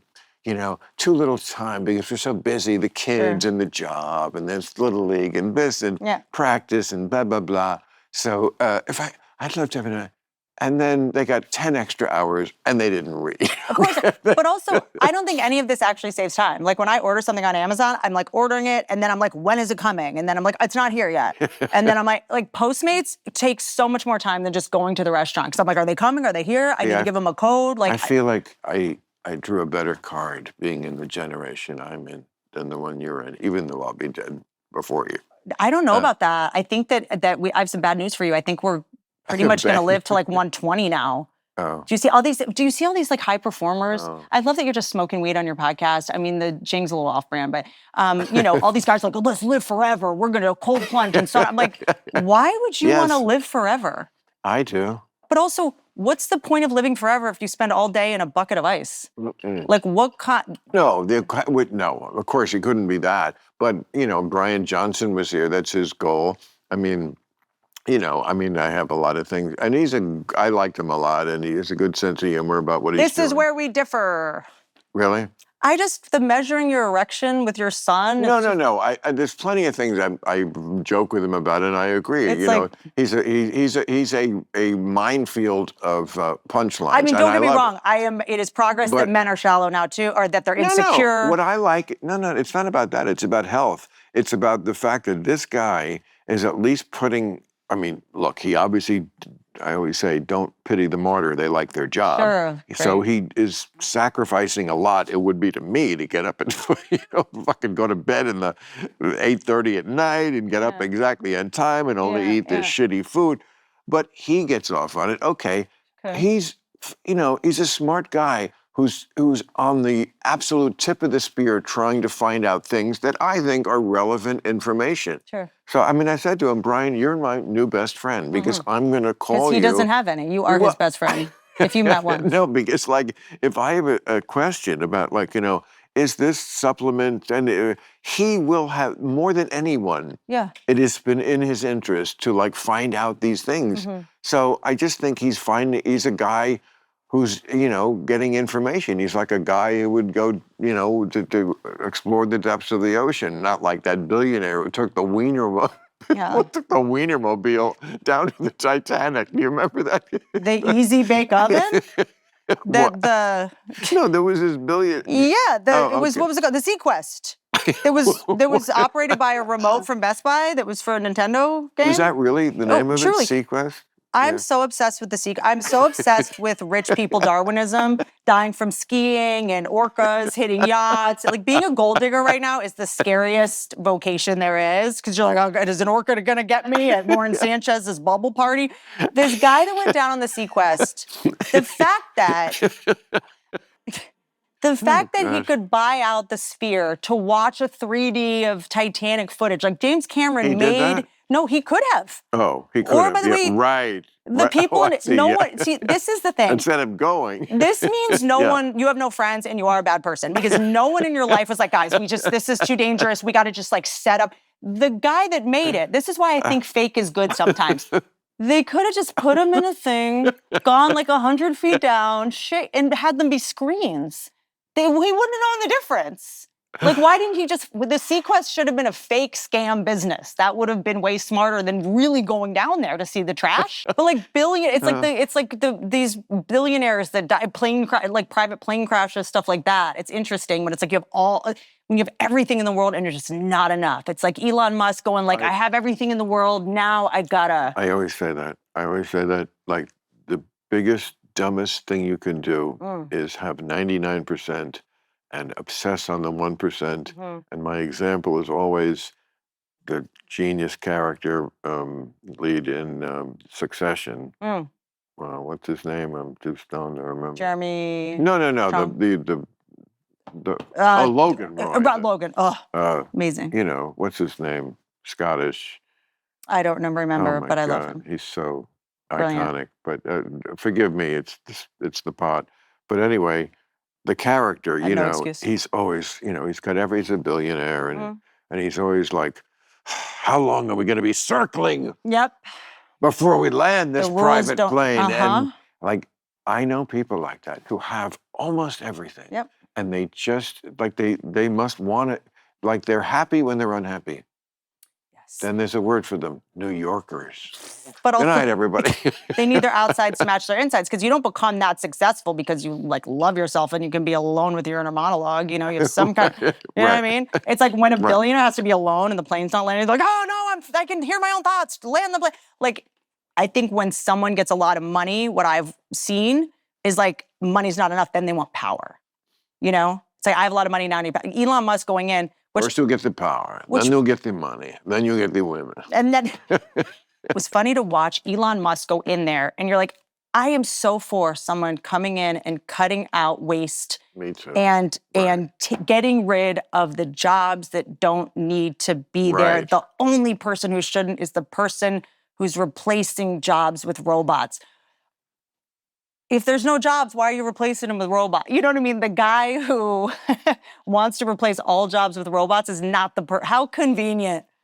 These business people think that they can do government. It's such a common theme. Reagan, to a degree, though he wasn't a businessman, but he was an actor. But like, they just think, and America thinks, well, we're the country of business. We're, that's one thing about this country that's still great. It's like you can be born here or come here or whatever, and they don't cut down the tall trees. You can reinvent yourself every day, and you can be a success, and nothing is actually holding you back. Right. Even though lots of people like to complain. Yes, there are obstacles, and some of them aren't fair, but nothing is really holding you back. No, I forgot why I got ketamine. Ketamine will hold you back. When everyone was like, well, is Elon Musk doing drugs? Only someone on drugs would invent a Cybertruck. That is for someone that drives drunk. He tweeted back at me when I did a joke about that last week. What do you say? No, just like he just is like, I'm not on drugs. And I'm like, first of all, it was a joke, and by his own admission, he's done drugs. I mean, just the way I do drugs. But I don't think he's a drug addict, and I don't think that had a hell of a lot to do with why Doge was a failure. They don't call it drugs, they call it medicine. That's their workaround in Silicon Valley. They're taking the medicine. Well, so do housewives in Beverly Hills. They're like, I'm taking ayahuasca to expand. It's so funny to me to watch all these people that lack empathy have to take drugs to try to manufacture empathy. They're all like doing ayahuasca circles and they're bufo and they're ketamine. It's like, no, now's not the time to get So compassion. you're not drinking, or you don't drink. I don't really drink much. That's great. No, That's I don't. good. I don't do it much. Sometimes I will. I find that it doesn't make me And you don't smoke pot. smart. Doesn't really make me smart or funnier. I thought it makes me think I'm smarter and funnier, but No. then the next day I see that I'm not. When I look at my joke journal, I had a Right. rock bottom when I opened my joke journal the night before I had been smoking weed, and I was like, "Oh, that's genius!" Like, and the next morning I go, and I had You written have all this energy naturally. I'm just asking. called fear, Bill. What does that mean? What are you afraid of? I had written, "Isn't it weird?"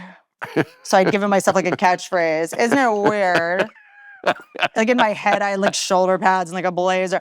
Isn't it weird that we cut down birds' houses to make bird houses? I thought it was the most genius thing. That is very funny. Imagine that's- if I said that on stage. That's hysterical. It's actually And then I very... said, and then I had written, No. what if every country has ninjas, but Japan just has the worst ones, which is why we know about them. Like, I was like, I'm not funnier, I'm not better. No, that's a good joke, too. Stephen Wright could have done either one of those lines, and it would have Totally. felt... Yeah, that's exactly like a Stephen Wright joke. I could do it like a Stephen Wright. It just How makes me come? think I'm funnier than I sort of am. I definitely started smoking weed in the pandemic when we were all kind of just like at home. And I think I already have a little bit of a, I wouldn't say manic, but sensitive disposition and high energy. And it, I'm going to do Stephen Wright doing your joke. Uh-oh. And you tell me if, Okay. if you don't think it'll work, because I think it would work if he did. I'll pitch it, sure. Okay. What did he sound like? Like, uh, me or how Mitch come- Hedberg. how come we cut down birds' houses to make birds' houses? Oh, no. I didn't even A say it. plus. I didn't Or even Mitch say it. Hedberg you could do. How come we cut down birds' houses to make houses for birds? Yeah, that's better. You That just made it better. Well, anyway, it would work. No, I you just- must have known you always had it, no? What? Well, I mean, you must have been funny as a kid. Yeah. Nobody gets funny at 20. That's interesting because I never thought I was funny. I was always being serious and people would laugh. You must intimidate the shit out of guys. I don't know. Really? I've heard that, but if you're intimidated by me, like there's something wrong with you. Well, now you've hit on it. That's on you. Like, you know, I'm not gonna. But that's most people. Most people are not secure. You know. I'm not secure. That's why I got funny and get validation from strangers for a living. Right. Like we're like what? Like you don't get to be the insecure one in this scenario. I try to make drunk people laugh that don't think women are funny, and Right. and I'm still trying to get my dad to love They're me. not Like drunk where you play not always. now.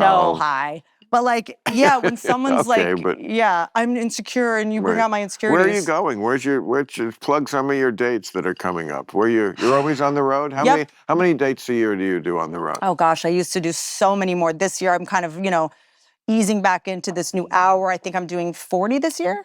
I think That's 40 a or good 50. number. That's Yeah, what yeah. I did my last few years Yeah. was 40. I heard you were taking some time off from stand-up. I'm never going back. Never? No, I always said I'm not making any announcement or anything, but like I made it no secret. I have nothing booked for 2025, and half the year into it, I'm really glad I did it. I mean, as much as I do miss it, it's also like great to have my weekends here to myself and not Here's- like I get up now on Saturday and I'm like, oh, I'm glad I'm not chasing a plane. Yeah. Always late for the sky. Yep. And, I do love all the cities of this country that have been so good to me and Mm. all those years. But, I love here. Yeah. Just you have to accept your different phases in life. And also being able to do a monologue every week on Real Time when I start the show, that scratches the itch Yeah. of doing stand-up because it is stand-up. And it's actually a lot more, these are jokes I've never done before. Mhm. And you get to a point where, I love doing my act, but jokes I've done 100 times, Yep. it becomes a little Sure. like sex you've done 100 times. Sure. It's still good when they laugh. But it just. You're hate fucking them a little. Yeah. Yeah.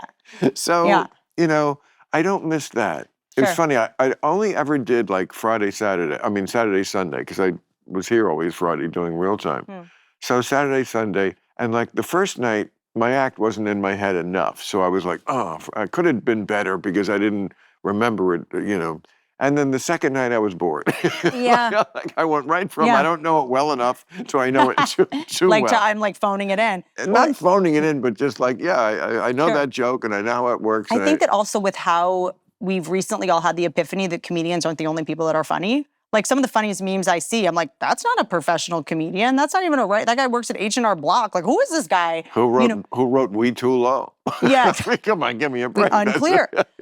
And so now you're like, oh, not only do I have this joke that I think is original, I have to tell it pretty quick because someone else might get to it, Is that right? So is now, that how you feel? That's how I see doing specials now as well. So I'll probably do another hour special soon of just kind of evergreen stuff that's super specific to me, but like stuff that's somewhat topical at all, I will shoot and like put on social media because I'm like, I have an original. Yeah, because if I wait 6 months, someone might get to this insight or someone might have talked about it too much or it might just feel like irrelevant or like an old clip. That is one thing I never have to worry about. Like sometimes, when we think of the editorial that I'm going to do like Friday night, 8 days before, we pick out the topic. And sometimes I think, oh, wow, is somebody else going to say this about, Puff Daddy and Cassie, that one that so many people wanted to talk about. Yeah. Like, is somebody else going to make this point? Nobody ever does. Interesting. Interesting. I worry about it, and then it's just like, I'm like, why am I worrying about this? People just don't think that way, some people, and if they do, they can't make it funny. Yeah, there you go. But usually they just don't. You definitely go to places people are probably afraid to touch, maybe a little bit, and that's a key to being. Or just don't think that way, or don't see it that way. Yep. You got a lot of feedback on the Cassie thing, huh? Yeah, but there was no there, to my view. It's like, the big feedback was, Bill, the most dangerous time for a woman to leave is time in a relationship is when she's leaving. Yeah, and the most dangerous time to get out of prison is when you're escaping. Yeah. But what is the alternative? Yeah. So you're being abused. You're going to have to leave at some point. Why is that relevant? Yes, of course. What's the alternative? Stay in the abusive relationship forever? Because that's the only alternative. So if you don't take into account that point, then we're just, you're just talking about your feelings. And I see, I'm, with a lot of that logic. How is it having a child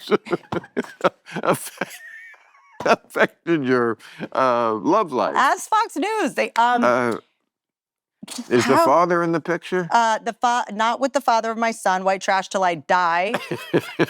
And But on good terms. Great terms. Really? It's so great. It's actually so great. I just grew up around so much divorce and around so much acrimony. I just didn't want to bring a child into drunks. Your parents were drunks. Correct. I didn't want him to see any of that. So I live in LA, so there's no fathers or husbands here, so I was dating a girl before I met the father of my son. Really? I don't think I'm gay. The men in LA are so effeminate at this point that dating a woman's like the most straight thing you can do. So I was all over the place. And I had just kind of resigned. I was like, I guess I'm not having a kid. Like, I didn't figure it out fast enough because I could never figure out the marriage part of it. Like, that always just weirded me out. Did you ever date a celebrity? I can't remember now. I'm too stoned. Peter Berg, director. Oh, I love him. He's awesome. I was just at a Laker game. He's awesome. He's so awesome. I could see you two together. He's a smart guy, very attractive, makes amazing movies. American, what was it called? And they get better and better. The one? The Primeval. Primeval. He just did Primeval. Was genius. And then he did Painkiller before that about the fentanyl crisis in West Virginia. He did The Kingdom? Yep.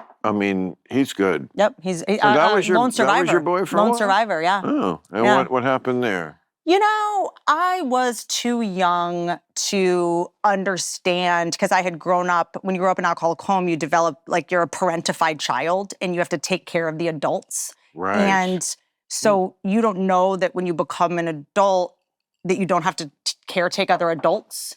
So I think I, struggled with like, oh, I need to help you. I need to, like this people pleasing stuff where it's like, he's Pete Burke, he's totally fine. Like I thought I had to like help and fix. I thought that's what love looked like, and so I just, it was just, I think chaotic because I wasn't just fully like healed yet.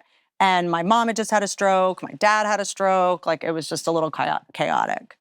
Yeah, I don't know him well, but he seemed like a real piece of work. He may have needed fixing. Okay, so you may. I mean, I was right. Don't get me wrong. I've been wrong. And I like him. I know. It's like my love would have fixed him. I don't know why I was. I mean, it was like that thing when before to just accept a man where they are. Women are trained. Women are trained to go. I love you. Now let's get to work. All right, let's go. It's like, what? That's so funny. That's what I was trained. That's what you're supposed to think. The level of man-hating that is like, you're 60% there. Now, what is that? Here's your cologne and here's your manicurist. And then you're like, who are you? I don't even know you anymore. It's like, yeah, you changed. Yeah, because you changed me. I may have said this here or somewhere to somebody, but I used to have this answer I gave when they asked me if I wasn't ever married, and I would say I don't want the government involved in my love life, which is still a good answer, but I recently thought of a better one. Because women are a lot, period. And I don't have to explain more than that. I'm not saying men aren't, but I don't date men, so it's not relevant to me. They're just a lot. I certainly can have the right to just say, I don't want a lot. And I'm willing to sacrifice whatever Here's what I'll say about that. Is some women I think are a lot, but I think that a lot of the women that have that reputation are the ones that girls without girlfriends are a lot. They're a problem. There's two kinds of girls that have girlfriends and girls that don't have girlfriends. And girls that have girlfriends, those are the mentally healthier ones. There's like this thing now where girls will brag about being like, yeah, girls are jealous of me. I'm friends with guys. You're like, oh, what? You think we don't hear that shit? That's what I'm saying. Oh. So like, girls that have girlfriends, they get their emotional needs met other places. They get humbled. Like girls that have girlfriends, they don't talk about astrology. Like we don't play that shit. Like if one of my girlfriends was, like the Mercury's in retrograde. I'm like, no, bitch, you've always been dumb. This is not Mercury. You've never been able to find your purse. You're an alcoholic. You're not a Scorpio. It is Mercury, but it went to your brain. Yeah, exactly. It's the Mercury from all the sushi that the rich guy paid for that now you're stalking and driving around his house. So we don't. So like Ryan Reynolds just lost his. It seems like took a big public hit because he married someone that's not a girl's girl. Girls. Oh, I see. You don't have to worry about, but the girls that don't have girlfriends, they're a problem. That's a crazy They're a lot story. because they come to you for all their emotional needs.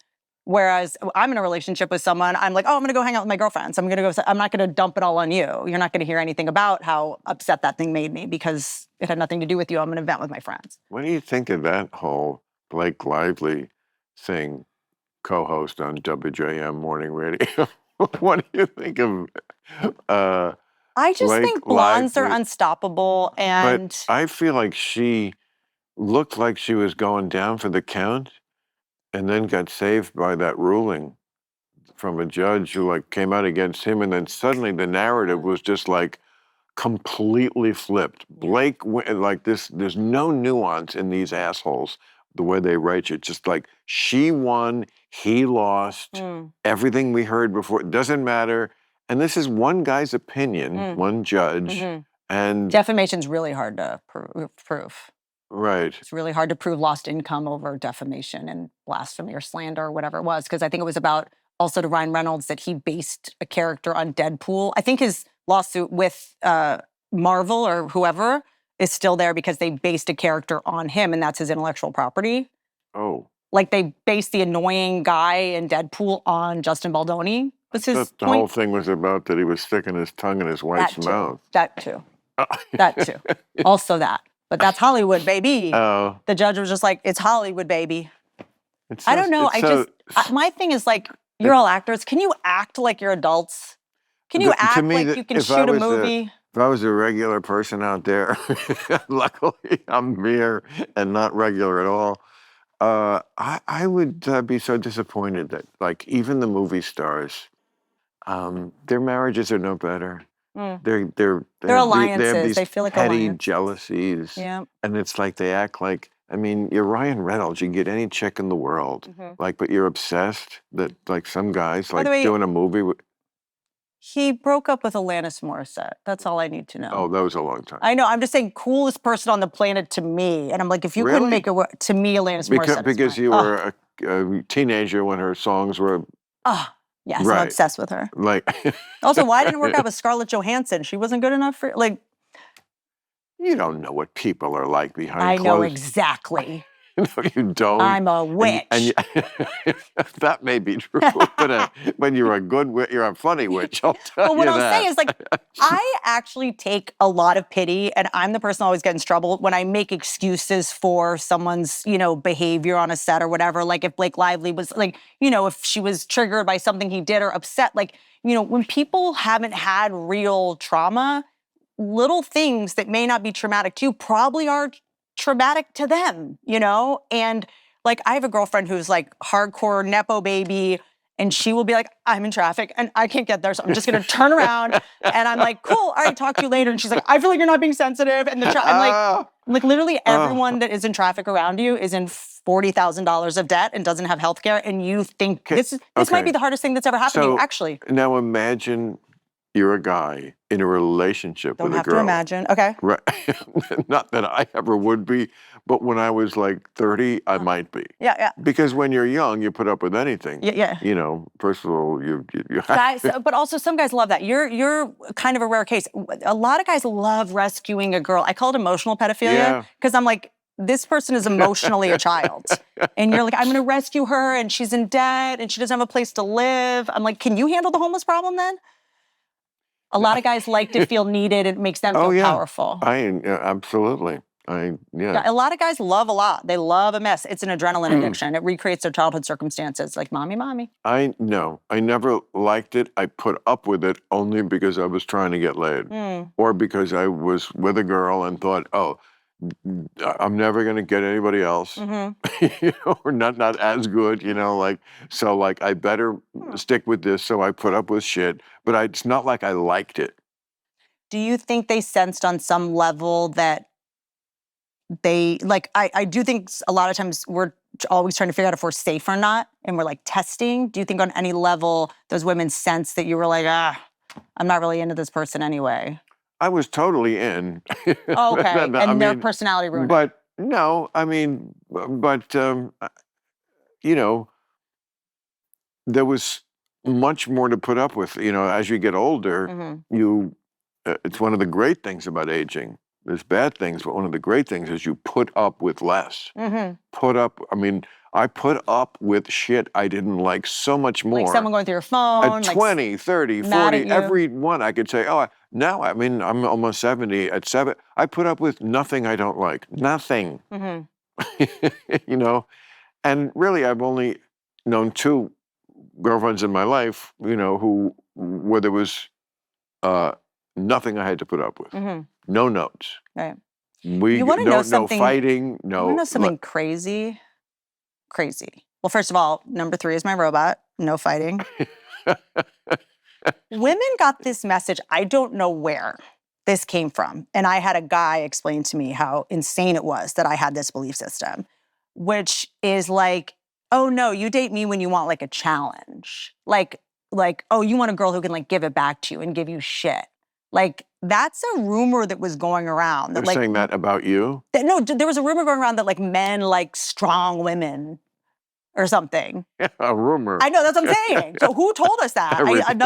I don't know where it came from. Ooh. Like, it's unclear. It's like chemtrails. It's just ridiculous. I was like dating this guy. This was like 10 years ago. And I was kind of like, and then what, and then what, and then what? And he was just like, what is all this? And I was like, well, I'm the one you date when you want a challenge. And he was like, what man would ever want a challenge? And I was like, right. Oh, I thought this was how I show you I love you, or I'm showing I'm investing, or this is relationship take work and we're working. Like, there's all these like weird little... Some do. Some guys like a challenge, but it's usually like the pretty boys. Because it just comes so easy to them. So that, or like the sex is, the makeup, they fight, so they have the makeup sex. It's like, you can have good sex without it being makeup sex. Like, sex, all of the terms are like, I'm going to beat it up. They're so violent. Are your parents still with us? No. No, both had strokes and died. Oh. That's okay. I mean, but my mom lived for 10 years in a facility, like not being able to function. So I think someone like me goes, I would love a robot who can like hand you a drink. I see. You know what I mean? I'm like, God, I have to drive all the way down the nursing home to like unscrew her water bottle. Like, can we get a robot in there? You know, so I think that when you've been in the medical care system. That will happen sooner than later. I thank God Neuralink didn't exist. They're like, we're going to have stroke victims talk. So my mom could be like, honey, more lip gloss. Like, I don't want to hear what some people don't want to know what their toxic parent has to say. But they will fight. They will be fighting back. They will be fighting back. They're going to get you the drink. But I mean, already, I'm afraid, and other people are afraid to like talk shit around their AI. Mm-hmm. Oh, that's why you got to throw them off the trail. What do you mean? You don't do that? Oh, Bill. So if you have like an Alexa around you or something, because you know your insurance company, everyone's.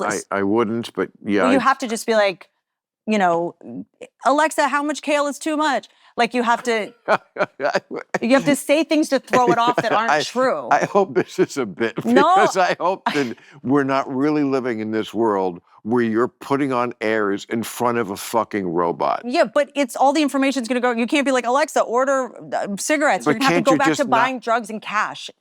You can't you just not have Alexa in the house? That would be I don't have an Alexa. Are you insane? No, of course not. But many people do. Yeah. And you think this is what they do? Well, that was my suggestion when people are like, I'm whispering. I say, people come over, they're like, here's that guy, there's that on. They do? Oh, yeah. They do that? Yes, around Alexas. People like, I'm like, this is mental. What else do the common people do? You got to tell me. I see them getting this long But by the way, the common people don't give a shit about, like, take my data. What do you, take my data? Yeah, like, they don't care. They don't care about that. Dude, there's still a book with everyone's phone numbers and home addresses. No. They would just leave it at your house. Yeah, but most people, at a certain point. Phone book. We had that for years. At a certain point, when the phone book was still coming, it was near its demise. Okay. But cops were still using it to beat suspects with. Okay.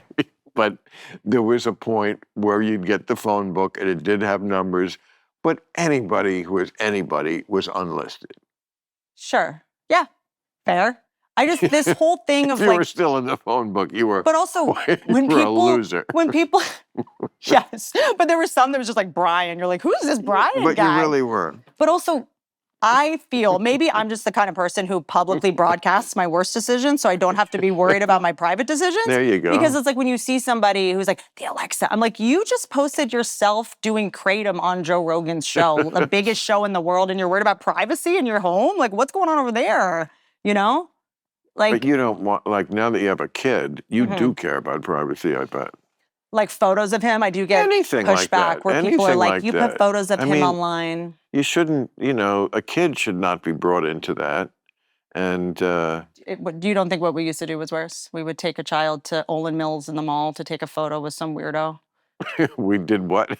I didn't do this. What are you Your doing? parents never took you to Olin Mills? In the mall, there was a photo studio where you would take a kid. I was never in a mall with a parent. Oh, I can honestly say. They would put us on Santa's lap, who was some wino at the mall, and take a photo. I feel like taking a photo at home and putting it on the internet is the least weird thing we've done with kids and photos. Dude, my dad used to have, do you remember Take Your Daughter to Work Day? Yeah, sure. They still have it, don't they?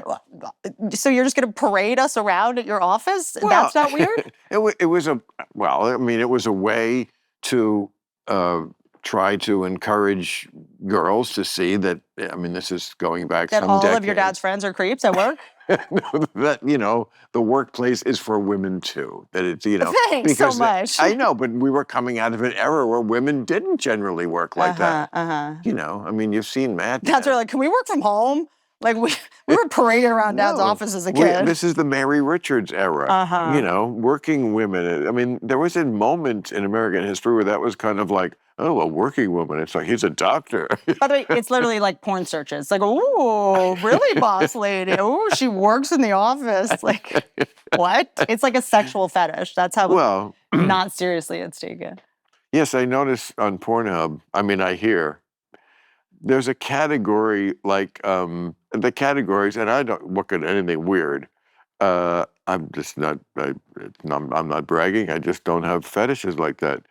But just like the regular menu, first, as everyone knows, a lot of stepsister. Like it must be because there are so many broken homes and so many, brothers, stepsister, that this is okay. I get that one. Mm-hmm. Then this one, like real estate lady showing a house, and it's like it's like this apparently is a big thing. And of course, blows the client. I guess. Well, porn is a fantasy, and what's a bigger fantasy right now than being able to buy a home? And get blown while For most people. Get blown while you're doing it. I mean, I bought homes. I've never been blown while I was in the buying. I feel like most people watching, they're like, he's gonna buy a house. Like, get this blowjob out of here. What's the price? Like, it's something you're never gonna be able to achieve. Okay. All right. Okay. I'm gonna. Oh, we're out of here. Okay. Okay. Let's go. I can't. Do we say goodbye and that's your show? Oh, did you want to plug dates? Jing.com. No, where are you going to play? Code, no, I don't care at all.